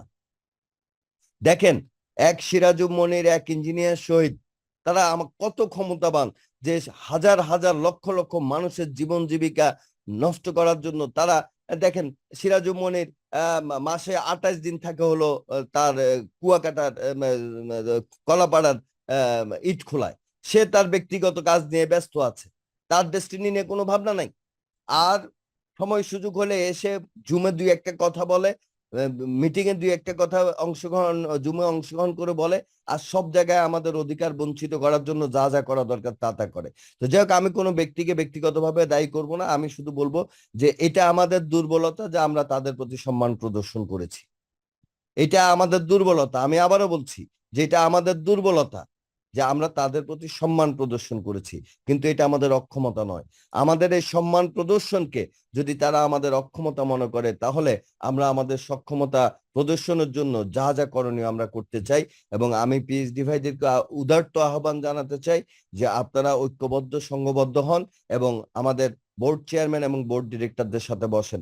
যদি তারা আমাদেরকে সদুত্তর দিতে না পারে, অবশ্যই আমরা আদালতের ন্যায় বিচারের জন্য আমরা আদালতে যাব এবং আমাদের সম্পদ, আমাদের বিনিয়োগ আমাদের ফিরে পাওয়ার জন্য যা করা দরকার আমরা ঐক্যবদ্ধভাবে করব। সেই আহ্বান জানিয়ে আপনাদের সকলের সুস্বাস্থ্য কামনা করে আজকের মিটিং এ আপনাদের অংশগ্রহণের জন্য আবারও আপনাদের প্রতি কৃতজ্ঞতা প্রকাশ করে আমাকে কথা বলার সুযোগ দেওয়ার জন্য আপনাদের প্রতি আবারও ধন্যবাদ জানিয়ে, এবং শেষ একটি কথা বলবো যে আমি ডেস্টিনিতে কোনো নেতৃত্ব প্রদানের জন্য আসিনি। আমি ডেস্টিনিতে এসেছি দায় মুক্তির জন্য, কারণ আমি বিশ্বাস করি আমাকে মরতে হবে। আমি মানুষের কাছে ঋণী থেকে আমি কখনোই আমার ইবাদতকে বা আমার কোনো ভালো কর্মের মাধ্যমে আমি মানে আমরা পরকালকে যারা বিশ্বাস করি মুসলমানরা, আমরা বেহেশতবাসী হতে পারবো না, কারণ অন্যের হকের দায় মাপ আল্লাহ রাব্বুল আলামিন করতে পারবে না। তো আমি চিন্তা করেছি যেহেতু আমাদের একটা দায় আছে, একবার চেষ্টা করে দেখি। আমি অন্য প্রতিষ্ঠানে চাকরি করতাম, 4.5 লক্ষ টাকার মতো আমার বেতন ছিল। সেই চাকরি বাদ দিয়ে আমি ডেস্টিনিতে কিন্তু স্বেচ্ছায়, ভলেন্টিয়ারি, সম্পূর্ণ অবৈতনিক ভাবে আমি কাজ করতে এসেছি। আমি কোনো পদবি আশা করিনি, আমি কোনো পদবি চাইনি। আমি তাদেরকে বলেছি ভাই আমি কাজ করতে চাই, এবং আমাকে কাজ করার জন্য যখন সুযোগ দিয়ে কোম্পানিটা যেদিন থেকে স্টেটমেন্ট জেনারেট করবে, আপনারা জানেন যে আমরা কিন্তু স্টেটমেন্টে জেনারেট করেছি। ম্যাচিং কমিশন একটা হয়েছে, যিনি ম্যাচিং কমিশন পেয়েছেন জাকির হোসেন কিসলু, তার ওয়ালেটে কিন্তু ম্যাচিং কমিশনে গেছে। তাহলে আমাদেরকে একবারে শেষ মুহূর্তে এসে এই কোম্পানি পরিচালনা থেকে বিরত রাখা হচ্ছে। তার একমাত্র কারণ যে ডেস্টিনি চললে ডেস্টিনি ডিটুকে অ্যাসোসিয়েটস এর টাকা উঠানো বন্ধ হয়ে যাবে। হ্যাঁ, যার কারণে সেই মাঠ থেকে আরো মানুষকে ক্ষতিগ্রস্ত করার লক্ষ্য নিয়ে এই ডেস্টিনি 2000 লিমিটেডের কার্যক্রম বন্ধ করে রাখা হচ্ছে। যেন এই ডেস্টিনি 2000 লিমিটেডের কার্যক্রম বন্ধ থাকলে এক সময় আমরা অধৈর্য হয়ে আমরা নিশ্চুপ হয়ে যাব এবং আমাদের এই সম্পদগুলো, আমাদের বিনিয়োগগুলো আত্মসাৎ করবে তথাকথিত ব্যক্তিরা। তো আমি আপনাদেরকে বলবো, আওয়াজ তোলার এখনো উপযুক্ত সময়। আপনারা কাল বিলম্ব না করে ডেস্টিনি বোর্ডের চেয়ারম্যানের সাথে আপনারা আলোচনায় অংশগ্রহণ করুন এবং সেখান থেকে আপনারা আপনাদের দাবি আপনারা উপস্থাপন করুন, স্মারকলিপি প্রদান করুন এবং পরবর্তীতে তার বক্তব্য যদি আমাদের দাবি পূরণ না হয় আমরা আইনের আশ্রয় নেব। এই আহ্বান জানিয়ে আপনাদের সকলের প্রতি আবারও কৃতজ্ঞতা জানিয়ে আমি আমার বক্তব্য শেষ করছি। খুদা হাফেজ, ধন্যবাদ সবাইকে, আবার দেখা হবে। আসসালামু আলাইকুম। Together we build our dream.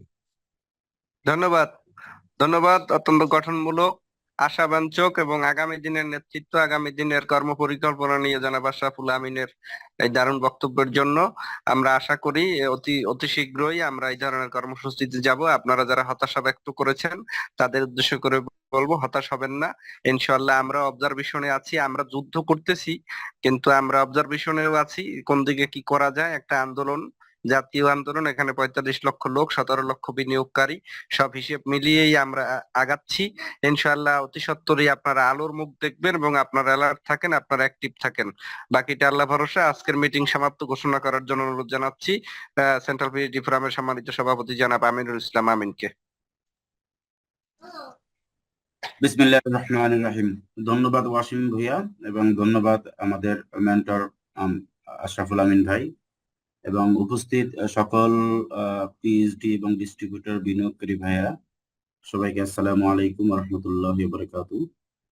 প্রথমে দুঃখ প্রকাশ করছি এই কারণে যে আজকের এই পরিবর্তিত পরিস্থিতিতে আজকে সারাদিন অনেকেই বিভিন্ন লেভেল, বিভিন্ন জায়গা থেকে ফোন করছেন, অনেকের ফোন রিসিভ করছে, অনেকের ফোন রিসিভ করতে পারি নাই ব্যস্ততার কারণে অফিসে বসে,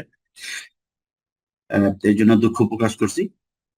তো আজকে আসলে আমাদের অত্যন্ত দুর্ভাগ্য যে একটা শ্রেণী আমাদেরকে নিয়ে অনেক খেলা করতেছে। আমাদের ওই যে আশরাফ ভাইয়ের কথায় চলে আসছে, যেটা হলো আমাদের সরলতাকে অনেকে দুর্বলতা ভাবতেছে, ঠিক আছে, কিন্তু আমরা যে সরলতাটা দেখাচ্ছি অনলি ফর ডেস্টিনির প্রতি ভালোবাসা আছে, সেই ভালোবাসার কারণে বড় কোনো বিতর্ক যেন সৃষ্টি না হোক। অনেকেই আমরা প্রশ্ন করি, অনেকেই প্রশ্ন আছে সেন্ট্রাল পিএইচডি ফোরাম আমাদের কর্মকাণ্ড বিভিন্ন বিষয় নিয়ে। অ্যাকচুয়ালি আমাদের অনেক বড় বড় সীমাবদ্ধতা আছে। আমরা আসলে এখানে কারা? আমরা অনলি ফর ডিস্ট্রিবিউটর, বিনিয়োগকারী। আমরা আমাদের যতটুকু না আমাদের সীমাবদ্ধতা, সেই সীমাবদ্ধতার উপরে গিয়েও কিন্তু আমরা কিছু কিছু সময় কাজ করি, যার দরুন কিন্তু আজকে অনেকেই জানেন যে জিনিসটার খোলাসা হয়েছে যে এরকমও কথা উঠছে আলিস সেন্টারে বসে বর্তমান বোর্ড কাজ করতে পারে না, কাদের কারণে? কিছু লোকের কারণে, যেটা আমাদের প্রতি উল্লেখ করে। এইটা ওই রফিকুল আমিনের কাছে কিছু লোক তার কাছে যায় বিচার দিয়েছে। আসলে এটা কেন হয়েছে সবাই কিন্তু জানে, সারা বাংলাদেশের সকল ডিস্ট্রিবিউটররা জানে এই বোর্ড গঠনের পিছনে এই সেন্ট্রাল পিএইচডি ফোরাম কত বড় ভূমিকা পালন করছে। এই বোর্ড একটা সময় এই ডেস্টিনির এই সকল শেয়ার হোল্ডাররা, ঠিক আছে, তারা কোথায় ছিল, কোন জায়গা ছিল, কারো কোনো হদিস ছিল না। তাদেরকে টোকায় টোকায় এনে খুঁজে বের করে তলবি সভা করে তারপর তাদেরকে আমরা পজিশনে নিয়ে আসছি।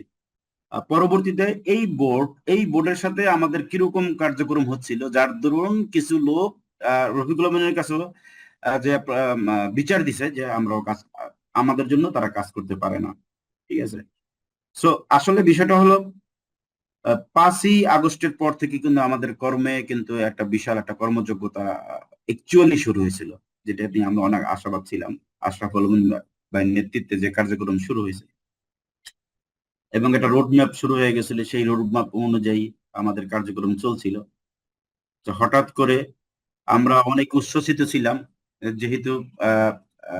যেহেতু রফিকুল আমিন সে বের হয়ে আসছে, এখন আমাদের আরো ভালো কিছু হবে, কিন্তু না, সেটা হয়েছে উল্টা। উনি এসেই প্রথমেই উনি ক্ষমতা চেয়ে বসলেন।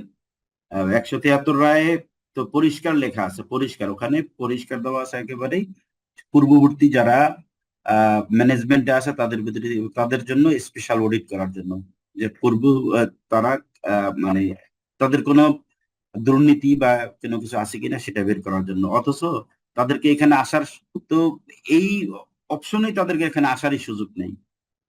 তো এখন যে সকল কিছু হচ্ছে এগুলো আসলে নাটক। আমরা একটু মানে একটু ঢিল দিয়ে দেখতেছিলাম অনেকের অনুরোধে, যে ঠিক আছে দেখি না উনি আমাদেরকে ডাকতেছে, আচ্ছা যাই, ঠিক আছে। কিন্তু আমরা আগে থেকে আগে থেকে আমরা আমাদের ছিল যে না আসলে কিছু হবে না, এগুলো ওনার নাটক। তারপরও দোয়া করতেছিলাম আল্লাহ ওনার জন্য, আল্লাহ যেন হেদায়েত করে, উনি যেন এটা যেন নাটক না হয়। কিন্তু শেষমেশ কি হলো, আমরা একটা দুইটা মিটিং ওনার সাথে করলাম। লাস্ট মিটিংটা হলো আসলে এই প্ল্যান এগুলো আসলে একটা জাস্ট একটা বাহানা। উনি দাবা খেলোয়াড়, অনেক বড় একটা দাবা খেলোয়াড়। হাতি এবং ঘোড়ার চাল, আমরা কি হাতি এবং ঘোড়ার চাল বাঁকায়া যায়, ঠিক আছে, অনেক সময় ধরা যায় না। উনি বর্তমান যে এখন একটা পার্টি করছে, এই পার্টিটা করা এটা একটা ঘোড়ার চাল। উনি কিন্তু পার্টি করার সাথে সাথে কিন্তু ডিক্লারেশন দিয়েছেন, বিভিন্ন মিডিয়ায় কিন্তু ওনার সাক্ষাৎকার আসছে যে আমি এমপি মন্ত্রী হতে চাই না, আমি এমপিতে দাঁড়াবো না। আসলে উনি পার্টি রাজনীতি করার জন্য উনি মানে জাতীয় রাজনীতি, দেশের প্রতি দায়বদ্ধতা, দেশের খেদমত করা, এই উদ্দেশ্যে ওনার রাজনীতি করার উদ্দেশ্য না। ওনার রাজনীতি করার উদ্দেশ্য হলো একমাত্র ডেস্টিনিকে ওনার গ্রিপে নেওয়া, এবং ডেস্টিনির মূল যে ব্যবসাটা ছিল, যে টিভি সেট আপ ছিল, এইগুলাকে নিচ্ছিন্ন করা এবং ডেস্টিনিকেও নিচ্ছিন্ন করা, এবং ডেস্টিনি যত যা কিছু আছে এগুলা নিয়ে ওনার ডিটুকে অ্যাসোসিয়েটকে কনভার্ট করে ওখানে ওনার একটা যে সিন্ডিকেট আছে, এই সিন্ডিকেট নিয়ে পরবর্তীতে আগিয়ে যাওয়া, এটাই ছিল ওনার মূলত লক্ষ্য এবং উদ্দেশ্য। হ্যাঁ, তো আসলে ওনার সবকিছু এই বাহানা চলতেছে। আমাদের যে সীমাবদ্ধতা গুলো আছে, সীমাবদ্ধতার ভিতর থাকার কারণে যদি সীমাবদ্ধতা না থাকতো কোম্পানি তো চালুই হয়ে যেত। আশরাফ ভাই লাস্ট মার্চ মাস পর্যন্ত তার দায়িত্ব ছিল, সেই পর্যন্তই কিন্তু কার্যক্রম অগ্রসর হয়েছে, এবং লাস্ট দিন পর্যন্ত আমরা চেষ্টা করেছি, আশরাফ ভাই চেষ্টা করেছে, এমনকি স্টেটমেন্টও জেনারেট শুরু হয়ে গেছে। দ্যাট মিনস সবকিছু ওকে। আজকেও শুনতে পেলাম যে আজকে একজন মানে বিশ্বস্ত একটা জায়গা থেকে একজন সিনিয়র একজন ডায়মন্ডের কাছ থেকে শুনতে পেলাম রফিকুল আমিন নাকি এই বোর্ডের কয়েকজনকে অলরেডি সে বাই করে ফেলছে তলে তলে। যদি এটা না হতো আমি বিশ্বাস করতাম আশরাফ ভাই সে কন্টিনিউ করতে পারতো, এবং আমরা এখন বিজনেসে এই গসিপিং না করে, এই কোম্পানিকে নিয়ে এত ঠেলাঠেলা না করে আমরা আমাদের বিজনেসে সামিল হয়ে থাকতে পারতাম। তো এটা হলো না, কারণ সীমাবদ্ধতা কি আশরাফুল আমিন ভাই সেই দিন নিয়ে তার দায়িত্ব শেষ। এরকম আমাদের পিএইচডি ফোরামের কিন্তু কিছু সীমাবদ্ধতা আছে, সেই সীমাবদ্ধতার কারণে আমরা অনেক কিছু করতে পারতেছি না। তবে হ্যাঁ, আমাদের যা কিছু দেখার সবকিছু দেখা হয়ে গেছে, শেষ। ওনাকে সুযোগ দিয়েছি আমরা, সেই সুযোগটাও উনি নিল না। কাজে আমরা যদি সিচুয়েশন তৈরি করতে হয়, ওনাকে বয়কট ডেস্টিনি মানে রফিকুল আমিন ডেস্টিনি থেকে অবাঞ্ছিত ঘোষণা, ঠিক আছে, এটা সেন্ট্রাল পিএইচডি ফোরাম থেকে আমরা নিতে বাধ্য হব। বর্তমান বোর্ড আশরাফ ভাইয়ের দিক নির্দেশনা অনুযায়ী, এবং এটা আমাদের আলোচনা চলতেছে অলরেডি, আমরা 2-1 দিনের ভিতরে এটা আমরা কর্মপরিকল্পনা আমরা পূর্ণাঙ্গ রূপে এটা আমরা নিয়ে ফেলবো ইনশাল্লাহ। যে বোর্ড চাইলে সবকিছু করতে পারে, তাহলে বোর্ডের কাছে আমাদের যে আসল যে প্রত্যাশা, সেই প্রত্যাশার বিষয়টা আমরা আনুষ্ঠানিকভাবে প্রপার ওয়েতে তাদের সামনে কিভাবে উপস্থাপন করতে পারি, সেই ওয়েতে আমরা আগাবো। এবং তারা যদি আমাদের আলটিমেটাম না মানে, ঠিক আছে, রফিকুল আমিনের বিরুদ্ধে তো ফিল্ড লেভেল থেকে তো মামলা হবে, এই বোর্ডের বিরুদ্ধে প্রয়োজনে আমরা ক্ষতিপূরণের মামলা করবো। প্রত্যেকটা জেলা থেকে, প্রত্যেকটা উপজেলা থেকে আমরা মামলা করব, ঠিক আছে, কারণ আর তাদেরকে সেই সুযোগ আর আমরা দেব না। আমরা অনেক সহ্য করেছি। তো যাই হোক, আমরা মাঝে মাঝে যে জুম মিটিং করি আপডেট দেওয়ার জন্য, ঠিক আছে। আপনারা সবাই ভালো থাকবেন এবং সুস্থ থাকবেন। আমরা এভাবে আরো সুসংগঠিত হব। আমরা শেষ দেখে ফেলছি। এখন আমাদের আগামী দিন থেকে আমাদের অ্যাকশন শুরু হবে। সেই অ্যাকশন অনেক ধরনের হয়। ভারত পাকিস্তান যুদ্ধ হয়েছে শুধুমাত্র আকাশে আকাশে, এটাও কিন্তু একটা যুদ্ধের পরিকল্পনা। এরপর কিন্তু দেখা যাবে কি বলে ফিজিক্যাল যুদ্ধ শুরু হইতো, স্টেপ বাই স্টেপ। তো আমরাও এরকম একটা কর্ম পরিকল্পনা সিনিয়রদের সাথে আলাপ করে বসে আমরা তৈরি করতেছি, আপনাদেরকে আমরা জানাবো ইনশাআল্লাহ। ইনশাল্লাহ আমরা পিছপা হচ্ছি না। ইনশাল্লাহ এখন থেকে এতদিন যে কর্মযজ্ঞ আমাদের যেভাবে চলছে, ইনশাল্লাহ এখন থেকে ডিফারেন্ট ওয়েতে চলবে। কারণ এখন ডুয়ারটাই রফিকুল আমিন একেবারে স্বীকৃত, সে এই ব্যবসা চাচ্ছে না। যেটা আমরা বলে আসতেছি সেটাই সত্যে প্রমাণিত হয়েছে। উনি যে প্ল্যান শো, এটা যেটা বাহানা ছিল, দেখেন প্ল্যান শো কালকে উনি প্ল্যান দেখাবে। কাদেরকে নিয়ে দেখাবে? ডায়মন্ডদেরকে নিয়ে। প্লিজ সকল ডায়মন্ড, এখানে আমি আইডি চেক করে দেখছি, অনেক ডায়মন্ড কিন্তু আমাদের ভাই ব্রাদার এখানে আছেন আজকের এই জুম মিটিং এ। আমি সবাইকে বলতেছি না, এখানে অনেক ডায়মন্ড আছে, তারা ম্যাক্সিমাম ডায়মন্ড কিন্তু তারা কিন্তু একদম সুপ্রতিষ্ঠিত, ঠিক আছে, তাদের মাসে লাখ লাখ টাকা ইনকাম, এবং এই ডেস্টিনি থেকে লক্ষ লক্ষ টাকা তাদের ঋণ নেওয়া, লোন নেওয়া। ডেস্টিনি যদি চালু হয়ে যায় ওইগুলা তা আবার দিতে হবে, এবং তার যে কর্ম জায়গা আছে সেই জায়গাটা আবার বিঘ্ন করবে। সে এখন যে তাই ওই ডায়মন্ডে রফিকুল আমিনকে কি পরামর্শ দিবে? ডেস্টিনি এখন যারা করতে চায়, যারা বিগত 2-4-5 বছর যাবত আমরা যারা সেন্ট্রাল পিএইচডিরা ব্যবসাটা করার জন্য আমরা মরিয়া হয়ে আছি, হ্যাঁ, এবং এই পিএইচডিরা বিভিন্ন জায়গায়, এখন এমন কোন পিএইচডি নাই 10টা-20টা মার্কেটিং প্ল্যান তাদের মুখস্থ না বিভিন্ন কোম্পানির, ঠিক আছে। তো এই পিএইচডিরা আমি মনে করি বর্তমান ডায়মন্ডের চাইতেও অনেক অ্যাডভান্স লেভেলে আছে। তাদেরকে না নিয়ে সে ডায়মন্ডদেরকে ডাকছে মার্কেটিং প্ল্যান দেখানোর জন্য। এটা একটা তামাশা ছাড়া আর কিছুই না। যাই হোক, ওনাকে আমরা বয়কট করতেছি, ওনাকে নিয়ে আমরা আগামী দিনে এই কমই করব, শুধু অ্যাকশন হবে ওনার পিছনে। আর গালাগালি করিয়া ফালাফালি করে এগুলো করে লাভ নাই, ঠিক আছে। আমাদের ওনার কোম্পানিতে ডিটুকে অ্যাসোসিয়েটেড যারা টাকা দিয়েছে, এখন অনেকেই মুখ খুলতেছে না, এরা কিন্তু সবাই আমাদের ডিস্ট্রিবিউটর, ঠিক আছে। আমাদের কাছে প্রত্যেকের কাছে এরকম সবাই এখন আস্তে আস্তে মুখ খুলতেছে, ভাই কি করব। আমরা এই তথ্যগুলা সব কালেকশন করি, ঠিক আছে। আমরা একদিকে বোর্ডের পিছনে আমরা লাগবো ইনশাল্লাহ। বোর্ড যদি সহযোগিতা করে, অতি দ্রুত যদি ব্যবসা শুরু যদি না করে, তাদের বিরুদ্ধে আমরা ক্ষতিপূরণে যাবো ইনশাল্লাহ। এবং রফিকুল আমিনকেও ইনশাল্লাহ মামলা দিয়ে ডিটুকে অ্যাসোসিয়েট, আমাদের অ্যাসোসিয়েটদেরকে ধোকা দিয়ে যে টাকা পয়সা নিয়েছে, এই দায়ভার তার নিতে হবে ইনশাল্লাহ। এই দায়ভার তার নিতে হবে, এখান থেকে তার রক্ষা নাই ইনশাল্লাহ। এই কার্যক্রম আমরা হাতে নিচ্ছি। আগামী দিনে আমরা বিজয় আমরা হবই ইনশাল্লাহ। বিজয় আমাদের সন্নিকটে। আমরা শুধু এতদিন শুধু তাদেরকে সুযোগ দিয়ে আসছিলাম, সেই সুযোগটা এখন আর দিব না ইনশাল্লাহ। চতুর্দিক থেকে পরিকল্পনা অনুযায়ী যখন যেটা করার প্রয়োজন ইনশাল্লাহ তখন সেটা করব। আপনারা আমাদের সাথে থাকেন। তো সকলকে অসংখ্য ধন্যবাদ, অনেক মূল্যবান সময় আজকে দিয়েছেন। এভাবে আমাদের সাথে থাকেন ইনশাল্লাহ, আমরা আমাদের বিজয়ের পথে শীঘ্রই ইনশাল্লাহ যাব। তো সকলকে অসংখ্য ধন্যবাদ, সকলের সুস্বাস্থ্য কামনা করে আজকের মতো আজকের এই মিটিং এখানেই শেষ করছি। আসসালামু আলাইকুম ওয়া রাহমাতুল্লাহি ওয়া বারাকাতুহু।